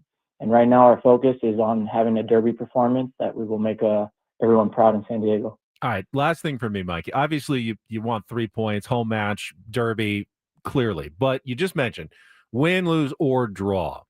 That is a possibility in soccer. It's not a possibility in baseball or basketball or football. As a coach, do you ever feel like you're playing for a draw, like a tough road match? Like we're just going to play for the tie, try to keep them off the board. You know, if we get one, let's just, you know, make sure we don't give up 2. Do you ever play for a tie? Never, ever. Because we play to win. So we've been taught since we were little kids, you know, you compete to win. And that's part of the fun of it. You know, it's not the end all be all, and how we win matters, but we try to win. Like it's that unwavering pursuit of victory that makes this such a worthwhile adventure, right? So we always play with initiative. You saw us in Salt Lake when we went away to Salt Lake and we got the 1-1. We kept pushing, and that's why we ended up with a 3-1. When we went away to St. Louis, we got the 1-0. A lot of teams would then sit back. We kept going. We got the 2-0, and that's why we ended up winning the game 2-1 because they actually score a goal at the end of the game. So we always play with initiative. And then in the final minutes of a match, when the initiative has been taken away from you because you also play against an opponent who wants to win the game and the flow of the game is just out of your control, yeah, there are moments that you say, okay, guys, we're not able to get this, but we have a point right now, and now we keep this point, you know, because those points are valuable. But from an intention perspective, especially from the beginning, it's always about trying to win the game. I like what I'm hearing. Bro, I'm about to run through a wall right now. I don't know how you guys are feeling out there. Mikey got me fired up on a Thursday. I appreciate you guys. Thank you. Good luck on Saturday afternoon. It was good catching up with you. Take it to him, please. Yeah, of course. Thank you so much. Nice job. Coach Mikey Varas, SDFC. They will host the LA Galaxy 1:45 kickoff Saturday afternoon at Snapdragon Stadium. Should be a nice one. Weather will be nice. I don't think too hot, but nice and warm and beautiful Saturday. All jacked up on Mountain Dew right now. That's fantastic. we gotta have him on more often. 100%. That was great. That was terrific. All right, He's intense. We'll check traffic. We got a lot to get to still. Looking for a lineup today for your San Diego Padres. Plus, are you looking for one? Because I tell you what it's probably going to be. Could there be a change? At this, you argued against it yesterday. You can't argue for it now. Plus a somewhat concerning mystery update about you, Darvish, that we need to get to as well. All coming up next here on 97.3 The Fan. From the 855 Get Ross Traffic Center, protecting San Diego after accidents or injury, here's Kelly Danick. Traffic is sponsored by Valvoline Instant Oil Change, your 15-minute drive-through oil change. Got a hit-and-run crash in the North County, southbound 15 before Center City Parkway. It's over to the right shoulder. And my sources are saying they've reopened the Arrow Drive off-ramp to northbound 15, but you're still going to find a lot of traffic control in place, all due to that small plane crash in Murphy Canyon neighborhood. East of the 15, south of Arrow Drive. In fact, you cannot access Santo Road south of Arrow Drive at this time. Plane actually hit Sample Street and Salmon Street in the Murphy Canyon area, not far from the Armed Forces YMCA. Heavy emergency presence there, so yeah, you want to avoid the area. San Diego, before you cruise out this Memorial Day, stop by Valvoline Instant Oil Change. No appointment needed, just 15 minutes, and you're road trip ready. Valvoline Instant Oil Change. Experts you can trust. Visit SoCalOilChange.com for coupons. I'm Kelly Danick with Ben & Wood, San Diego's #1 sports station, 97.3 The Fan. This hour on 97.3 The Fan is brought to you by Staples. Your local Staples has hot deals and super low prices throughout the store on everything for your business. And right now at Staples, save up to $250 off your print order. Exclusions apply. Visit staples.com/print for details. Ends June 14th. Plus, save even more with the Easy Rewards program at Staples. May have just been updated, but I do have a lineup for you today. Do you? All right. For the San Diego Padres. All right. Am I happy or am I? It's a little different today. It is a little bit different, but not at the top. Fernando Tatis Jr. is still leading off and playing right field. Luis Arise is the designated hitter today. Okay. Batting second. Manny Machado at third, hitting third. Jackson Merrill batting fourth in center field. Here's where it then starts changing a bit. No Xander Bogaerts today. Gavin Sheets will bat fifth and play first base. Jake Cronenworth will hit sixth at seventh. Elias Diaz moves up to the 7th spot doing the catching. Jose Iglesias will bat eighth and play shortstop. And Brandon Lockridge will be in there in left field against a right-hander. Okay. Bowden Francis batting ninth. So felt bad for Jay Hay last night. Hit 2 balls on the screws, man, right at guys. I was like, oh, man, when it rains, it pours. And the Toronto Blue Jays, of course, they shouldn't change anything at all, but they have because it's a day game after a night game. So they have mixed up their lineup. Starts the same: Bichette, Guerrero, Varsho. Then it's a Barger, Clement, Lucas, who at the 2-run home run. He moves up from 9 to 6. And then it's Clase, Straw, and Heineman doing Miles the catching. Straw out there. All So right. they have a lot of their reserves into the game here as they go for the sweep of the San Diego Padres this morning. Padres actually favored in today's game, which is they have not been the last couple of nights for good reason. But yeah, I'm surprised the top remains the same. I mean, kind of, with Xander's just getting a day off, I would imagine, just a day off his feet. Yeah, I would think so. No pregame media availability before the early start, so Mike Schilt will have to explain afterwards about any changes. What's up, my dudes? How you doing? Pretty good. I'm a Schilt. little surprised that Jay Hay, after he did swing it actually fairly well, didn't have anything to show for it. Couple of against barrels. a righty. I'm not sure if there's reverse splits for Bowden Francis, or they know something particular about the matchup, but Lockridge is going to be out there today. Ray somehow made the lineup worse. LOL. Well, that was all. I mean, that's always the thing. You want changes, you want to shake it up. But Xander hit he's actually been the second hottest hitter behind Arise in the Padres lineup right now, and he's the one who is actually out. That 7-8-9 is something else. But you my don't brother. have anyone. Something You else. don't have anyone on your bench that you feel great about right now. I mean, Iglesias is probably the guy you feel the best about. He's just hitting 240 with a 572 OPS. Lockridge is even worse, 218 with a 562. So you got 2 new guys in the lineup, but they're not. I mean, it just makes the bottom of your lineup look even worse than it did the last 5 days when you lost the games. So you can't make that many changes. You're right. I just don't know what do people want. Better baseball. But yeah, I know. No, yes, but I want a in run. terms, One run. in terms I want of a run. what do you want from the lineup? A run. A run. Whatever Gets produces me a run. And maybe they will today. But what would have made you happy at this moment? Like, if what would have been the lineup that is the best possible lineup that Mike Schilt could have put out there in the best possible order? Oh, I know you would want Arise leading. I think so. And then you go Tatis, then Merrill, Manny, Machado. Yep. Sheets. You like that lefty righty? Sheets, Bogarts, Crony. Cronenworth, Diaz, and Lockridge, Jay Hay. Tyler Wade. Yeah, You want Tyler Wade back out there? He's got to Wade. rest his arm after pitching. I think he's fine. Can't throw him out there today. He's down for a couple of days. Meanwhile, the update on Yu Darvish was very mysterious. So Yu Darvish, who we thought was going to be on the trip with the team in Toronto and possibly pitching in Atlanta, did not go to Toronto, and now he is not joining the team in Atlanta.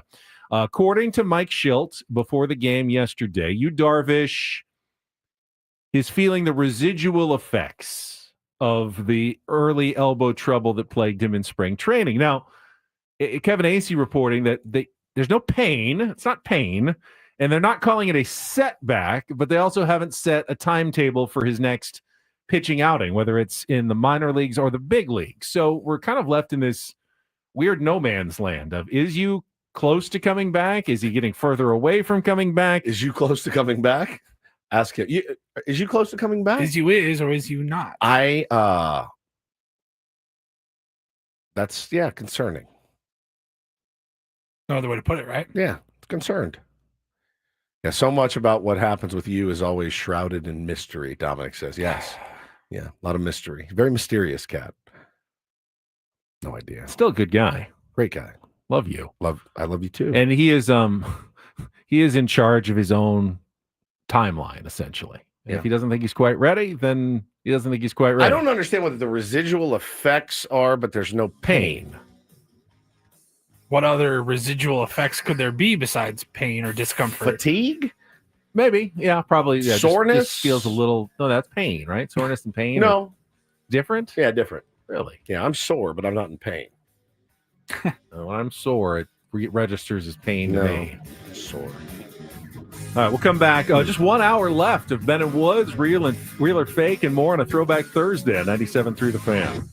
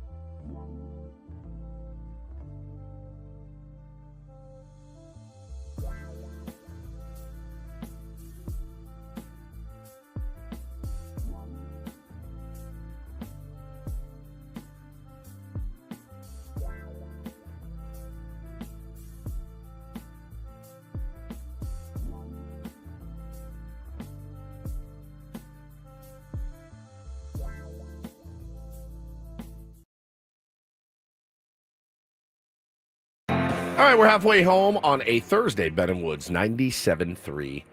The Fan, home of your San Diego Padres, mired in a 5-game losing skid. Worst offensive performance since 1969. Excuse me, in a 5-game set. It's not great. Not great. Can't alibi it at all. I'm going to start incorporating alibi into my daily vernacular. Like of course. Yeah, like our skipper Mike Schultz. I like when he says it. I'm not going to alibi it. How fantastic is that? It's great. Really enjoyed watching. I love that. I've enjoyed watching the squad the last 5 nights. It's been very, very fun. No. I'm Woodsy. That's Paul Reindl, executive producer. Ben Higgins, your friendly neighborhood sports anchor. Since you seem to enjoy Padres doom porn, I saw this one as well from OptaStats. The 2025 Padres are the second team in MLB history to have a 5-game stretch where they score 3 or fewer runs, allow 30 or more runs, allow 10 or more home runs, and commit 5 or more errors. Hell yeah. The only other team that firing on all cylinders. Yes. The only other team that ever did that, the 1969 Padres, who did it, not your stretch. This was actually a different stretch. This was a different stretch. This was their first 5 losses in franchise history. Hell yeah. From April 11th through 16th, 1969, they played an abysmal 5 games of baseball. To start their... Well, actually, they won their first 3. They swept the Astros in their very first series Feeling in good. franchise history. This is great. This is amazing. Is the game this easy? And then they went and played 5 horrifically bad games right after that. Not to be matched for another 66 years until the 2025 Padres matched them with a equally horrible run of baseball. Many say that they, after winning those 3 games, they just took their foot off the gas, figuring, hey, the game actually is this easy. We're just going to win the World Series every year. Franchise history. I mean, we may never lose a game, honestly. Pretty cool. And then reality hit them squarely in the face. I hate games like last night. I hate it. I really do. I hated watching Manny kick those balls around. I hated it. I thought, I was pretty steamed last night over that game. Look, losing is just such a part of 162. It is, but losing like that, especially after you'd lost the night before, shut out, 1 run, just zero fire at all. Again, I'm not accusing them of not caring. I know they want to win. I know they do.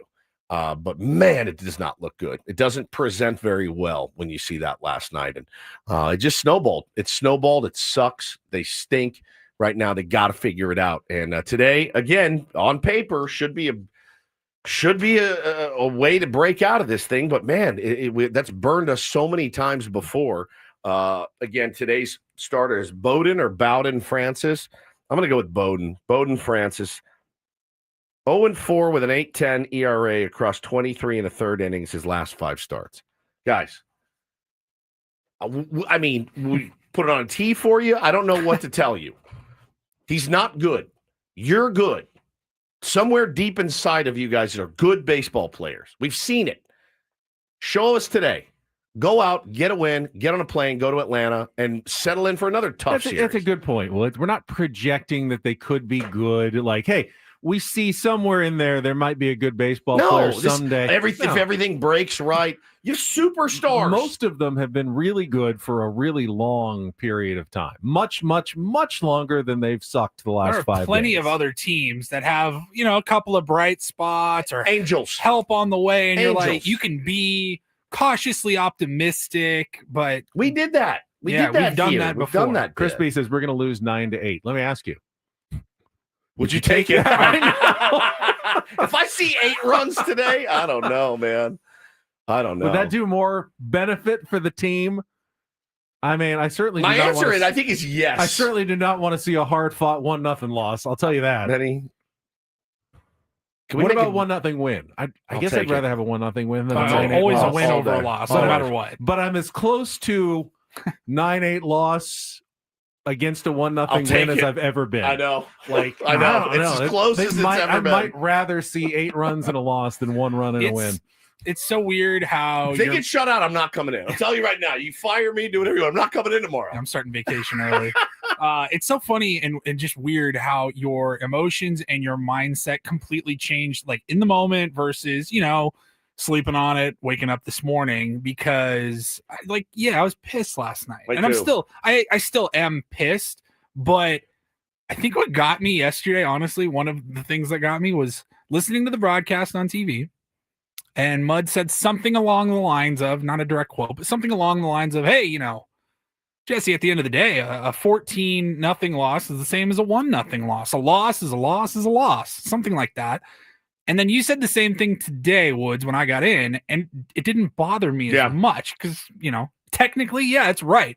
Yeah, but in the last moment, night, when Mud said that, you know what I said out loud? I go, yeah, Mud, this is exactly the same as a 1-0 loss. Are you kidding me? I know. Didn't feel that way. Not even a little bit. Yeah, Manny said it too. He's like, you're not scoring. It's nothing. He's like, it's nothing loss. It's 1-0, 14-0. You can't beat yourself up over it. You just got to come back and try to win tomorrow. And absolutely, that's exactly how those guys got to live. Manny cannot think 1 second about the errors he made yesterday, and he probably won't.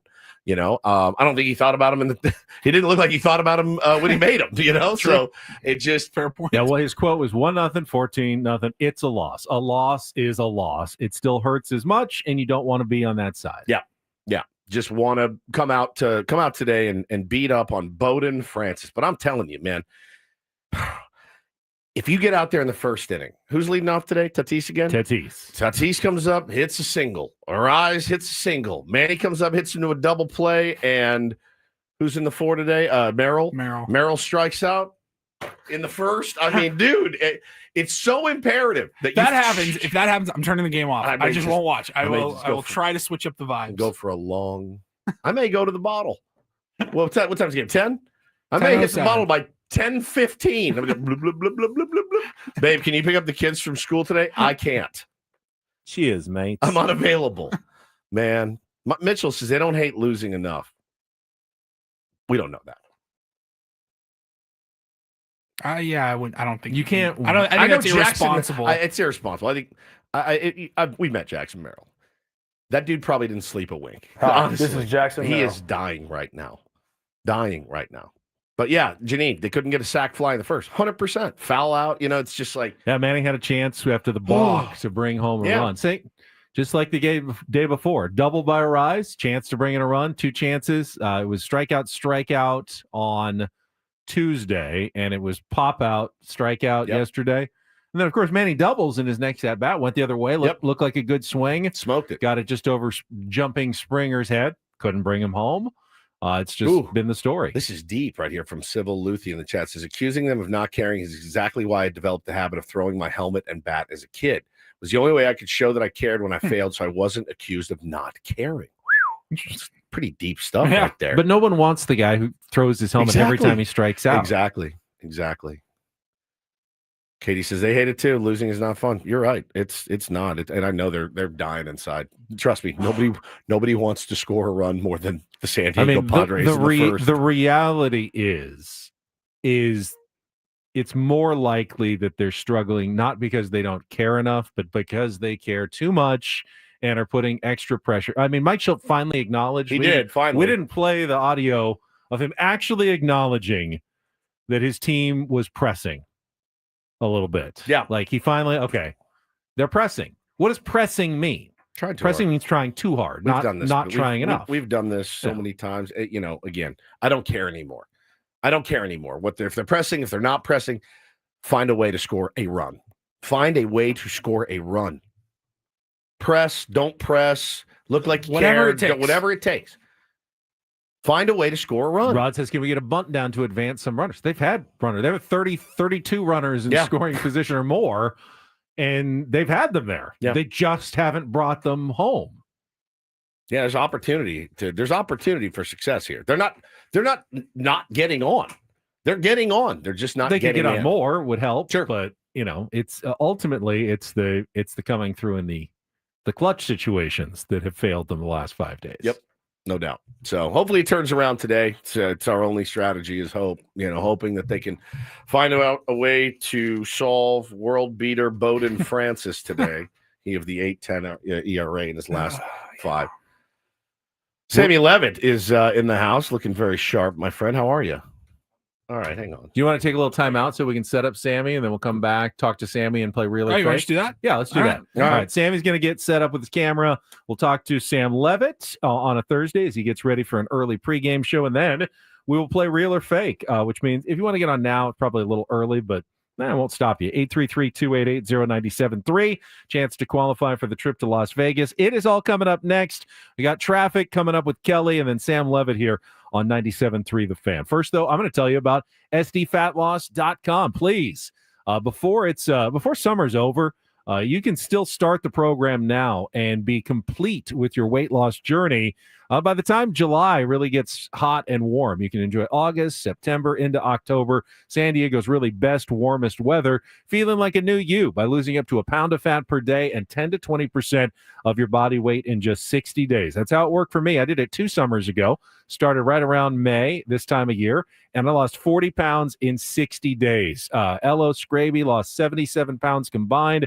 John down the hall lost a ton of weight. So many tier ones share their stories about their weight loss. It is working. It's working for people all around town, and it's easy to follow. Just listen to your counselor. They'll explain it when you set up your free consultation at sdfatloss.com, but they'll tell you no injections or drugs, no exercise, and no prepackaged meals. You are not eating bars. You're eating regular food like steak and chicken and fish, stuff you can get at the grocery store. Make yourself very simply lose the weight and then keep it off, as I have done for 2 years. It works. Please sign up now. Take advantage of the May special, $200 off the program at sdfatloss.com. That's sdfatloss.com. Results may vary.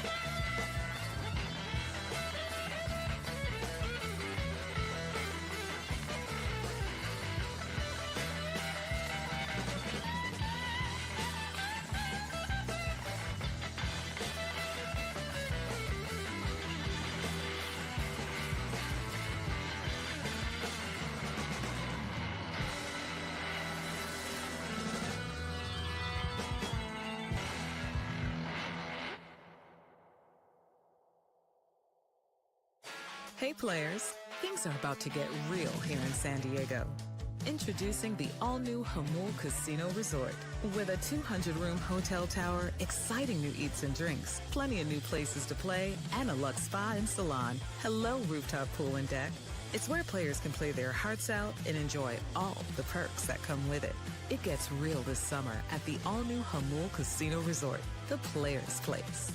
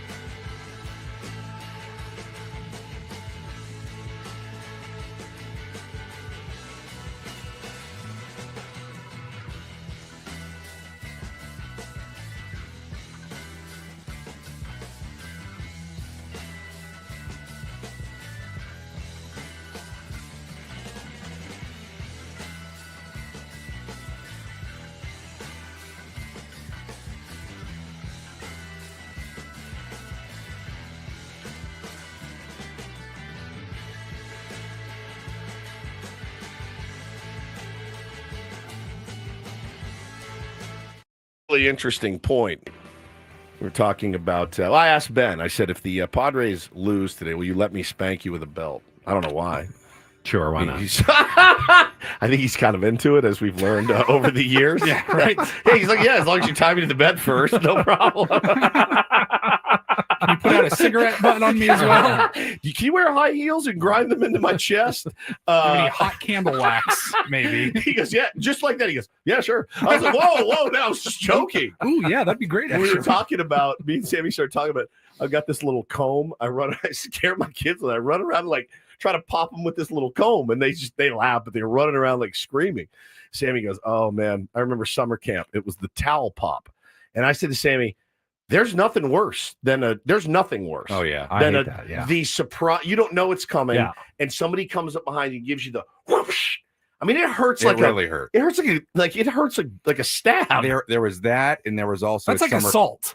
There was also the 5-finger. What's the 5-finger? Just 5-finger slap. Yeah, and by the way, I should specify this was just campers to other campers. We were like 10, and it was funny. Yeah, but open hand, and just like straight on the back, and you would see, and you would create the mark. Yeah. That whole slap, find the kid with the sunburn, space slap competition now. Yes, there was a lot going on at Sleepaway Camp, bro. That towel, I won't even do it to my kids because it hurts too bad. If you get them too good, like you can damage them. Real or fake coming up in a couple of minutes. 833-288-0973. We got Sammy Levitt here, who's preparing for an early Padres Eco Water SoCal pregame show at 9:07, so less than an hour away. I can't imagine you've had a lot of fun the last 5 days, Sam. No. Yeah, it's been rough, just like it's been for you guys to find ways to discuss it. And there just hasn't been much to discuss other than to look at the numbers with runners in scoring position and the lack of scoring. And I think it comes down to, it's one of my favorite things to say at different points of the season, and that is that two things can be true at once. The Padres are not as bad as they've been the last 5 games. They will hit again. I think we can all guarantee that. Yep, guarantee you. They will hit again. But obviously, I think it's fair to have some concern about what they've done, and it has not looked great. The body language isn't great. What happened defensively later in the game yesterday wasn't great. So I thought you guys brought up a great point earlier. Who do you believe the real Padres to be? Yeah. Are they the team that started 14-3? Or the team that's been under 500 since April 15th, albeit some of that, a good chunk of that, dealing with a lot of injuries? The answer is probably somewhere in the middle. We know it's somewhere in the middle. They're not as bad as they're playing right now. The question is, where is that middle? Is it the high end of the middle? Is it right in the middle? Is it the lower end of the middle? But Look, they've got to find a way to get it going. Manny had a couple of hits last night. Does that get him going in the right direction? Maybe. They need Jackson to play better, obviously. I don't know if you guys have looked at the lineup today. Xander's got a day off. Yep. Jose Iglesias is in there today, so I would assume, unless there's something injury-wise going on with Xander, that it's just the day off for Xander, which it very well could be. So we'll see. They got to get the offense going, but the answer lies somewhere in the middle with this team. The question is, when it's all said and done, where is that middle? Gas station D-Pill says in the chat, are we at our lowest right now? That's what you hope.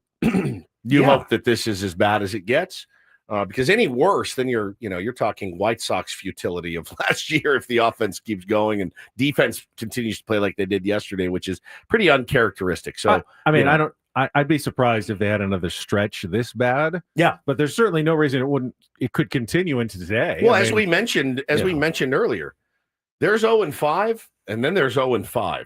There's different ways to be 0-5, and there's actually some 0-5s you can look at and you can alibi. Yeah, right. You can come in and say, "Bro, I don't care." Like, guy made one bad pitch and we cost us that game. All right, we move on to the next one. But then there's 0-5 where it's like, hey, is anybody playing baseball right now? Does anybody care about this? Do you want to see these guys? You want to go out and score some runs. There's different stretches of 0-5s. Some 0-5s you can live with because it happened, like Ben said, 4 times in the first half last year. And I thought when you guys mentioned that earlier this morning, that it was a really good point to remember that these stretches do happen. This one has been particularly ugly, but I thought it was a great point earlier saying they lost all those. They had 5-game losing streaks multiple times in the first half of last year and went on to win 93 games again. It's a good reminder. It is a really, really long season. It sounds like the most cliche thing in the world, but we all know it to be true. However, this 5-game losing skid has been kind of particularly historic. I will admit, I had also forgot there had been 4 or 5-game losing streaks. You know where I got that stat? That was from Sammy's post-game show last night. Oh, nice. He mentioned it on the post-game show that they had lost 5 in a row. I do remember us panicking every time they lost 5 in a row last year, though. Natural. We do it every time. It's natural. Did it 4 times last year, doing it now. The White Sox morning show doesn't. The Rockies morning show doesn't. Expectations here are different. The Orioles morning show, they should be panicking. This team wins 100 games, and the future's supposed to be bright. It's different here. The expectations aren't what they were. Yeah, and I also think, look, again, 2 things can be true at once. You cannot freak out over a 5-game losing skid in a really long season and look at last year as sort of a guide to understanding why you shouldn't do that because the year is so long. With that said, there are reasons, I think, for legitimate concern. The lack of production from catcher offensively, even though the Padres have said it repeatedly, that's not what they value right now at that position. That's fine. The lack of production from left field. And I think just the truth that this team, much like it's been in years past, but maybe it is particularly important this year, they are probably going to go as far as their stars collectively go. Sure. And when you're not stringing hits together, when your big guys aren't hitting, when you're not hitting with runners in scoring position at all, and you're not a team that slugs at all, it's going to be really hard to score runs. You put all those things together, and all of a sudden you've scored 3 runs in 5 games. And look, you can also look at the lack of slug as a third of the way through the season is, maybe a little bit concerning, or at least an indicator of how they're going to have to score because they're not slugging. You look at some of the advanced metrics, their collective barrel percentage, and somebody brought this up in the post game yesterday, a caller who I thought actually did a really good job with me. Not that you all don't do a good job, but this one was particularly good, bringing up some of the advanced stuff. And I was looking it up today, things like barrel percentage and exit velocity.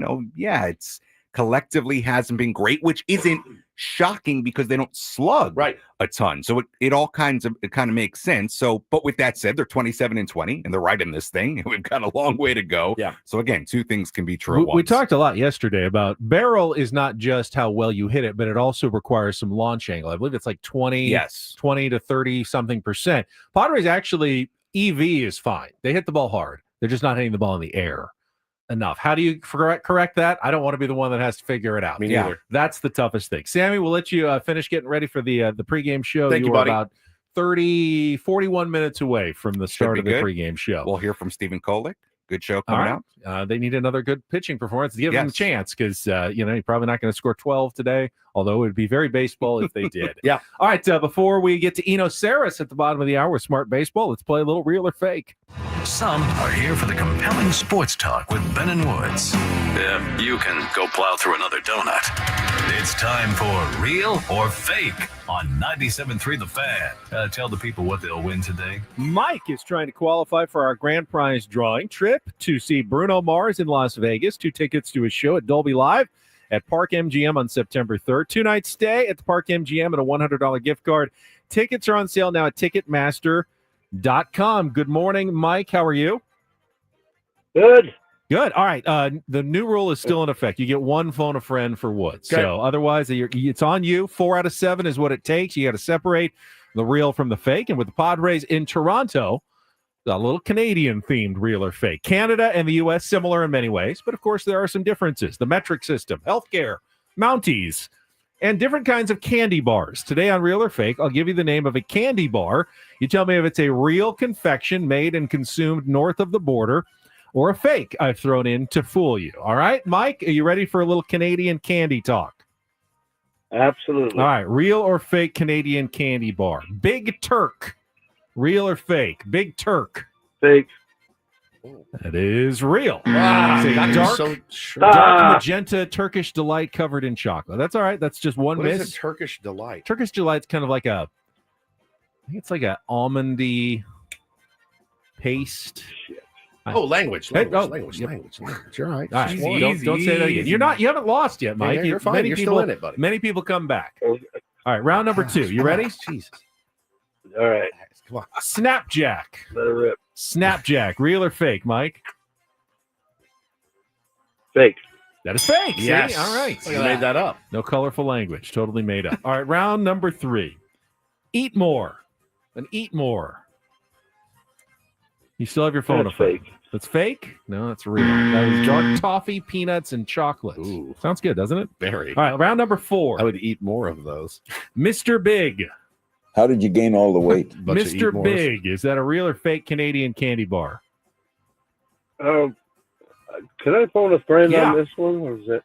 All right. Woods, Sex and the Woods, what do City you think? character. Mr. It's Big. also a band from the 80s, a hair metal band. I'm going to say fake.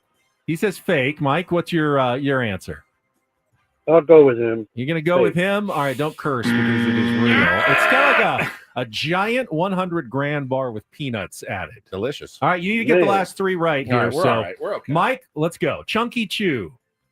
Chunky Chew, real or fake Canadian candy bar? Real. Fake. Real. Fake is right. Oh, I'm glad you didn't listen to Woods. What do you mean? Chunkies are real? Chunkies are, but a Chunky Chew is not. Yeah, that's such a trick question. Well, he got it right, so he's no reason to complain. Chunkies All right, are here we go. disgusting, Round by the way. 6, Coffee Crisp. Coffee Crisp, real or fake? I would say real on that one. It is very popular. Oh my Coffee God, flavored here we go. Kit Kat, essentially. So we come down to round 7 as always. For all the I am marbles, so nervous. real or fake candy bar in Canada, Mike?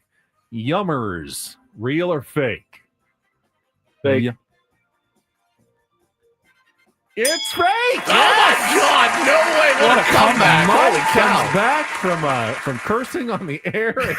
And somehow manages put to him on make it hold to the before end I of get the a big game. F yeah! Either way, Put I him was on waiting hold. for an F-bomb. Don't put him back on the air, but put him in the drawing for the grand prize for Las Vegas because he has won our game today of real or fake.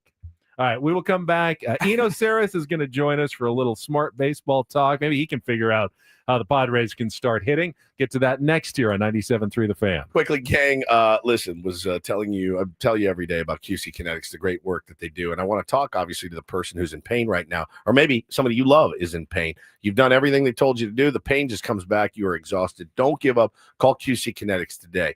They're different. These are not quick fixes. This is a revolutionary treatment. It works to give your body long-term relief. I know this to be true because it absolutely worked for me. Both of my wrists stronger than they've they've ever been. You'll meet face-to-face with the QC Kinetics medical team. They'll explain how their regenerative treatments take your body's own healing power, helps heal and restore your damaged tissue. These are very well-respected protocols that include potent and powerful cellular-level treatments. QC Kinetics has helped tens of thousands of people, many of them right here in San Diego. They would be honored to help you as well. No masking the pain. They're going after the very source of it. Say goodbye to the chronic pain in your back, your shoulder, your hips, and your knees, your wrists. Live your best life today. Find out if you're a good candidate. The consultation is free. Call QC Kinetics today at 619-614-PAIN. 619-614-PAIN. It's 619-614-PAIN. It's QC Kinetics.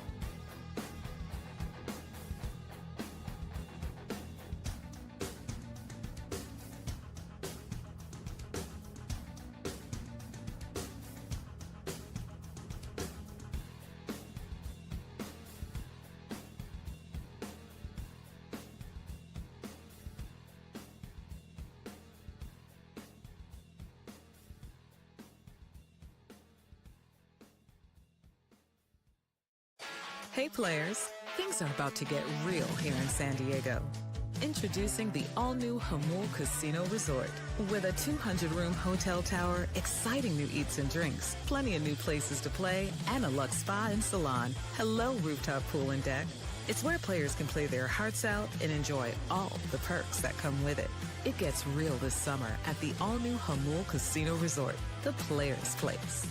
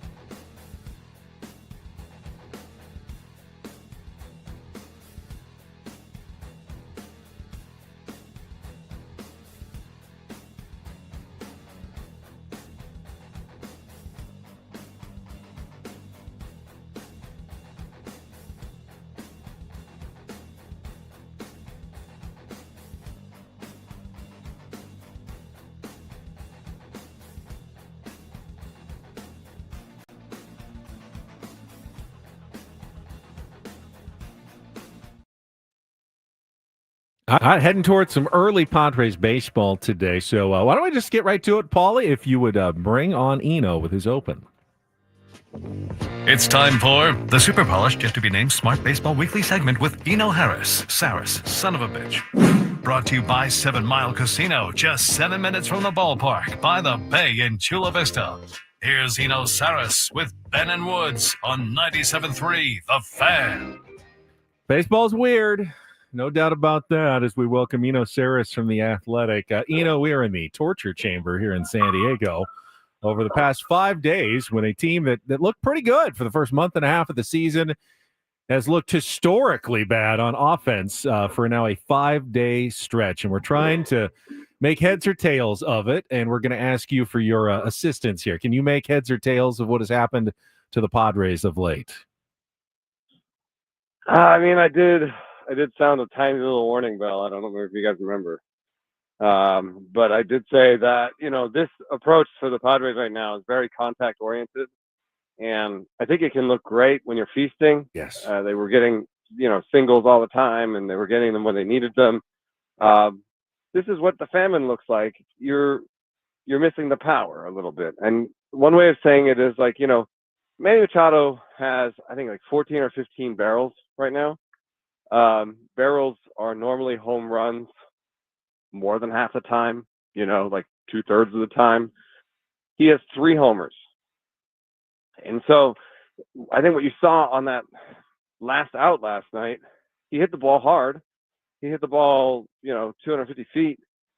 He hit the ball to the opposite field. What I want the power hitters on the Padres to do is go get the ball. I want them to sacrifice a couple points of strikeout rate to hit homers again. And I think that is, it's nice that Tatis cut his strikeout rate. Manny always has a good strikeout rate. But those guys, they're power hitters. They need to hit for power. And I think going and getting the ball would be a better solution for them. Arias has always let the ball travel and gone the other way and sprayed the ball around. I'm not asking him to do it. I don't think it's the same solution for everybody on the roster. But the power hitters, I think they could go get the ball a little bit more and maybe sacrifice a couple strikeouts for it. What do you make of Jackson Merrill? It's so weird. I mean, he seemingly comes through, it has come through since he's gotten here. He's adjusted. He's been really an elite adjuster. The sophomore slump thing seemed to be, no worries here. He did get hurt. He was out for 24 games, came back gangbusters, and then has kind of fallen off a cliff a little bit. Looks really, really frustrated, expanding the zone for him. What do you make of his kind of rough stretch here? That's the only, slight blemish on his entire, process, the record that he's had is that he has chased a little bit.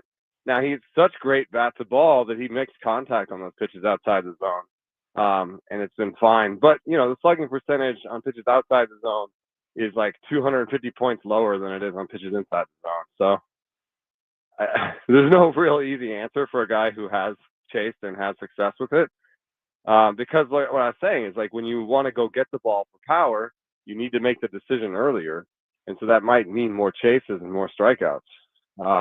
So, from him, I might actually say, try to calm it down and go the other way and hit some singles. This is why being a hitting coach is so hard, right? Right. Like, impossible. For each guy, the answer is like slightly different, and you kind of have to figure it out. But I think for Merrill, just like kind of, his natural swing is to the other way, I think. Yeah. So just hit a couple doubles, have a couple singles the other way. Try to shorten up. Try to get to make the zone as small as possible for a week or two, and then you'll get back to track. I mean, just the natural ability there is so through the charts that it's just a little refinement of the process, I think. I think opposing pitchers also know, though, that Jackson likes to go the other way. They've been working him hard inside against Jackson Merrill. So, of course, he's trying to turn on it and hit the and he can turn on it and hit home runs, but that back foot slider though to a lefty from a right, but he's chasing inside, and that's not working for him either. Part of slug is bat speed, how hard you swing, and you had a piece this week about bat speed, not specifically for any current Padres, but Juan Soto was a major focus of it, and his decreased bat speed this year with New York. What are some of the causes and maybe more importantly, some of the consequences of reduced bat speed and how concerning it is for a guy like Juan Soto? Oh my God, my Twitter is a mess today. I bet. It's like just Soto, New York. It's just, anyway, I mean, it's also like a little bit nuanced. So the way that we measure bat speed is we measure it right near contact. So if you go get the ball, if you have a long swing, you're naturally going to have slightly higher readings, because you have longer to get up to speed. Your bat is at its fastest out in front of the plate. It's just how the swing works.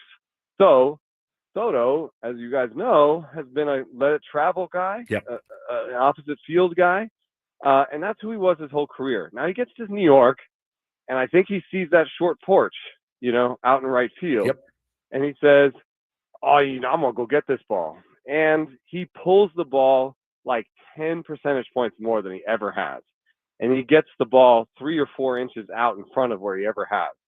And so his swing is longer. He's getting the ball out in front. He hits 40 homers. He has the best bat speed of his career. Now he goes back and he's in Queens. And that park does not really reward pull power the same way. And so he's just reverting back to who he was. And I don't know why this has touched such a nerve. But the dude was never a 40 home run hitter before he got to New York. He hits 40 home runs in New York, has an outlier bat speed season, and I point out that his bat speed is back to where it was before, and maybe he's more like the 30 home run hitter he was before, and people are losing their minds. Yeah, but, I mean, it's you read that, and if you're a Met fan, you're like, great. Eno Sarris says that Juan Soto's bat is washed. He's washed. We just signed him. And, hey, listen. He probably saw your piece and then decided last night, you know what? I'm just not going to swing at all, because that's what he did. The first two AB, he just watched boom, boom, boom, boom, boom, boom. I saw Met fans losing their ever-loving minds. Look, Padres fans are losing their minds about this skid. It's a historical skid. So I get it, man. This game's really, really hard. You do have to swing, though. You got to swing the bat. Yeah. Soto is a really complicated figure. I mean, any Padres fan can tell you that. Maybe the most. Because he is an interesting sort of cat when it comes to emotions and how he is in the clubhouse and stuff. And then, he's got such an entourage. He makes so much money. And then his game is not it's not like Judge, Right. It's not like one that leaps off the page and you're like, oh my God, pay this man all the money. But analytically, it's what people love. It's funny. We watched him here for years, and those left-handed hitters, like you talked about, the guys that will let it travel a little bit, they kind of flick their bat. Shohei's another one. He hits those balls sometimes. Shohei hits one, and I go, "Oh, it's a pop fly," and then deep 40 rows into left field. I'm like, Soto used to hit those balls all the time. That on television you're watching, and you go, yeah, he missed that. He popped that up and had the ability to hit it out of the ballpark. Shohei is a total freak. I get it, but Shohei does have a deeper contact point than almost any other power hitter. Yeah, it's crazy to see. He lets it get deep and has that swing that just produces massive power, and pretty crazy to watch that guy hit. And Soto, when he's going, there's few better than him. But yeah, man, it's tough. Did you happen to see the AB between Judge and DeGrom last night? Thought it was one of the cooler moments of the year.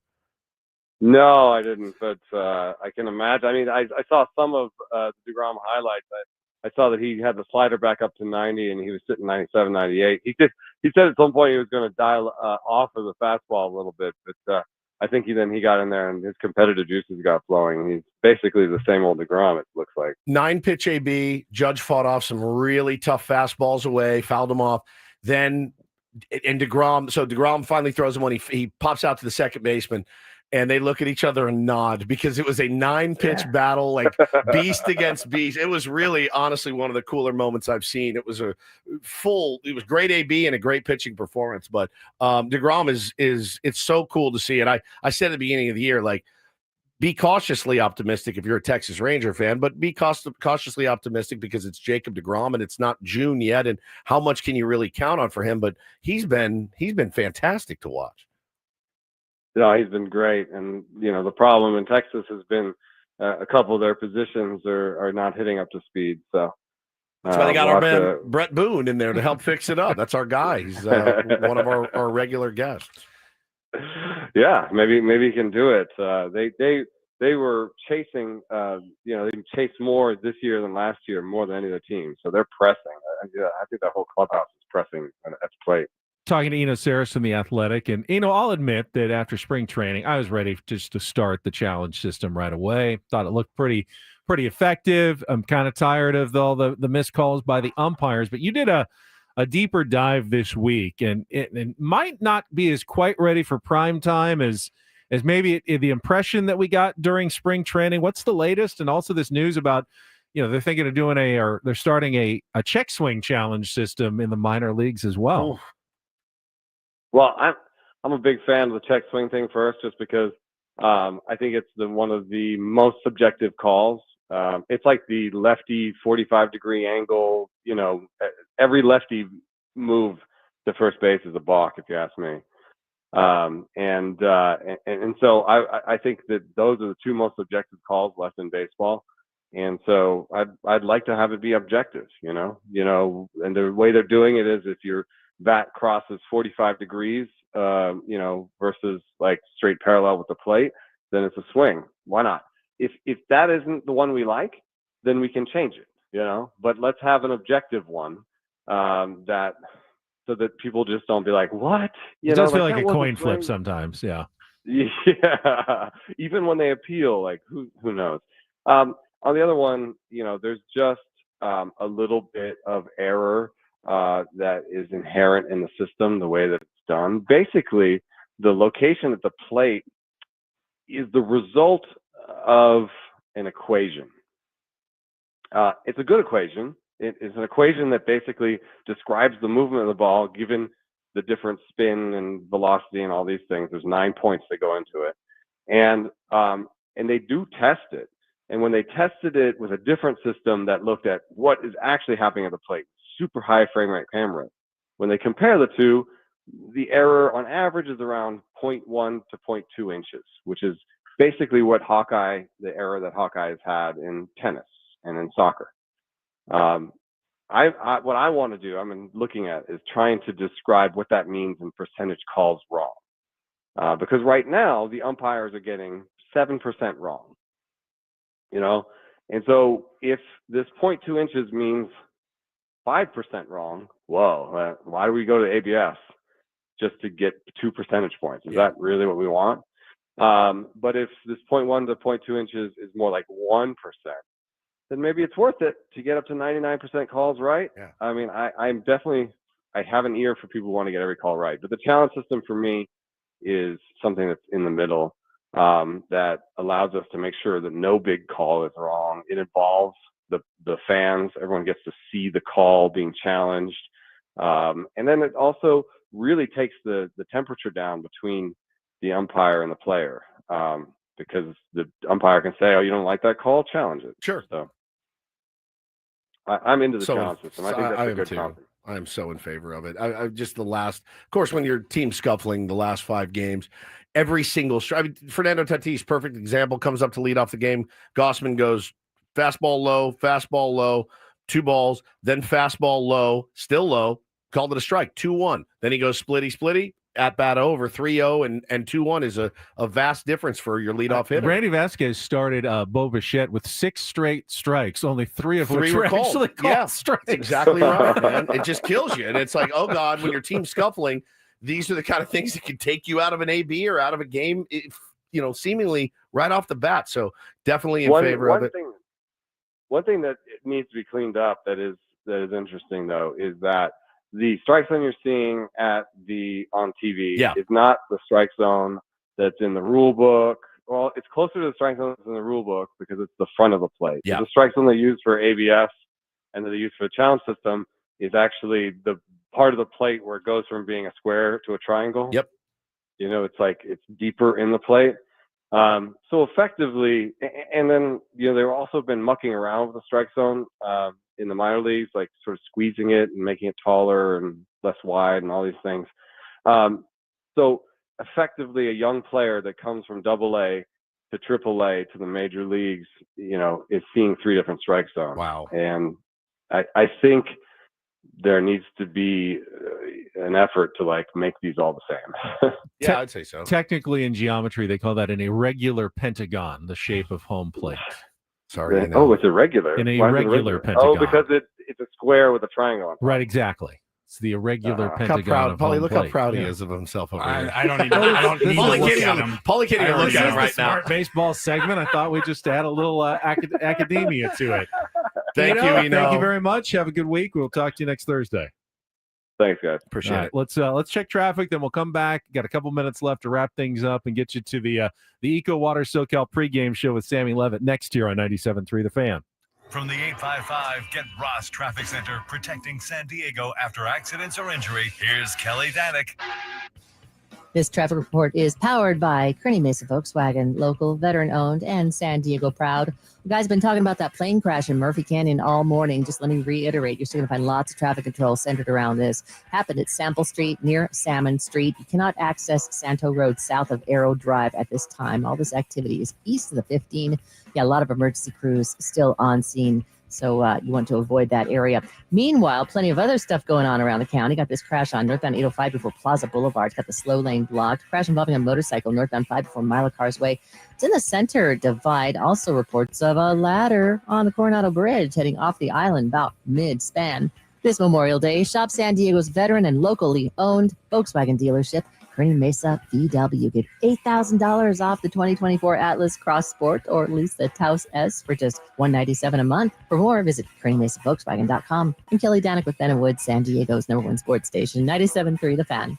Thought Eno made a really good point about a potential challenge system on check swings, because it's like impossible to really totally tell. And even if whatever you set it at least we know, hey, it's out of the umpire's hands. I would love to know, and I don't know that an umpire would ever tell the truth, but how often is that guy who's sitting at first or third, who's looking at a balk, who's looking at whatever, and wasn't really watching the swing, and then they point at him and he's got to just got to guess one way or the other, and how they actually do that. I don't like him. And it's like, do you look at the crowd and see what their reaction is? Ooh, they think this was a strike. Strike! Went through. There must be times where. What do you mean must be? I bet you it's 85% of the time they hit. I wasn't watching. He didn't go. And they never go. I don't know. Yeah, you've never seen it. Like, no one ever admits I wasn't watching. I can't make this call. Didn't see it. Did not. But you know it see happens. Yes, of course it does. All their responsibilities. The last thing they're like, these guys are pretty good. They're gonna hit the ball.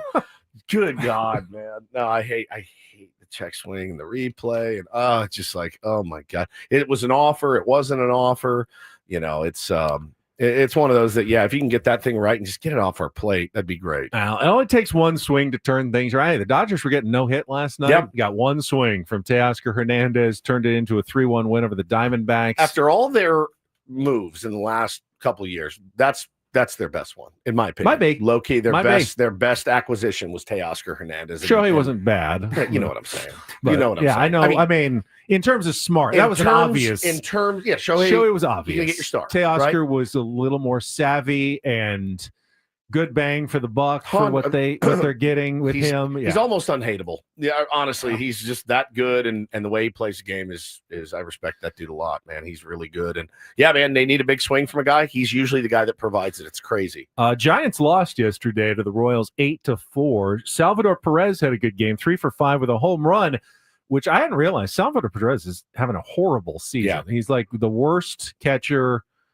offensively in baseball with at least 100 plate appearances, which is very unusual. I'll take him. Yeah, today. Padres would take him, I'm sure. But Today.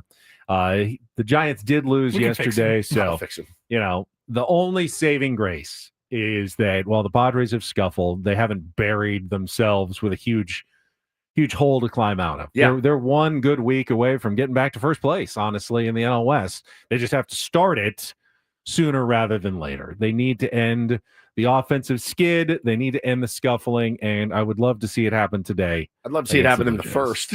you know, I mean, if they go down 1-2-3 in the first, it's going to be, heart palpitation time. Again, I realize it's only 5 games, and there's still a lot of games left to play, but you got to show us something, man. Padres fans and everybody deserves to see a max effort today from these guys. They got a tough series ahead in Atlanta. Gonna have to figure out some tough pitching there, but yeah, man, like you got to win today's game. You have to. I would be shocked if we didn't see a little extra fire today from the Padres. I mean, they'll at least try. Now, will that lead to more pressing and struggles at the plate? I don't know. It's always possible, but their heads will be in the ball game today. You don't want to go and get embarrassed repeatedly over and over again. No one does. No, not those guys. Yeah, my prediction is they will not play an embarrassing game today. Will they score a run? I don't know. I don't know that they'll score a run. I've lost. Well, then how would that not be an embarrassing game? 2-0 loss is going to be embarrassing to me. Embarrassing. I mean, against Bowden Francis. Is that his name? Bowden Francis. I can't wait. Yeah, Bowden Francis. I'm terrified of this guy already. All right, we are done. We will be back tomorrow, Friday. Hopefully, it'll be a winning Friday. Sammy's got you next with the EcoWater SoCal pregame show. For Paulie Reindl, Stephen Woods, I'm Ben Higgins. Have a great rest of your Thursday from all of us here at San Diego's #1 sports station, 97.3 The Fan. So long, everybody.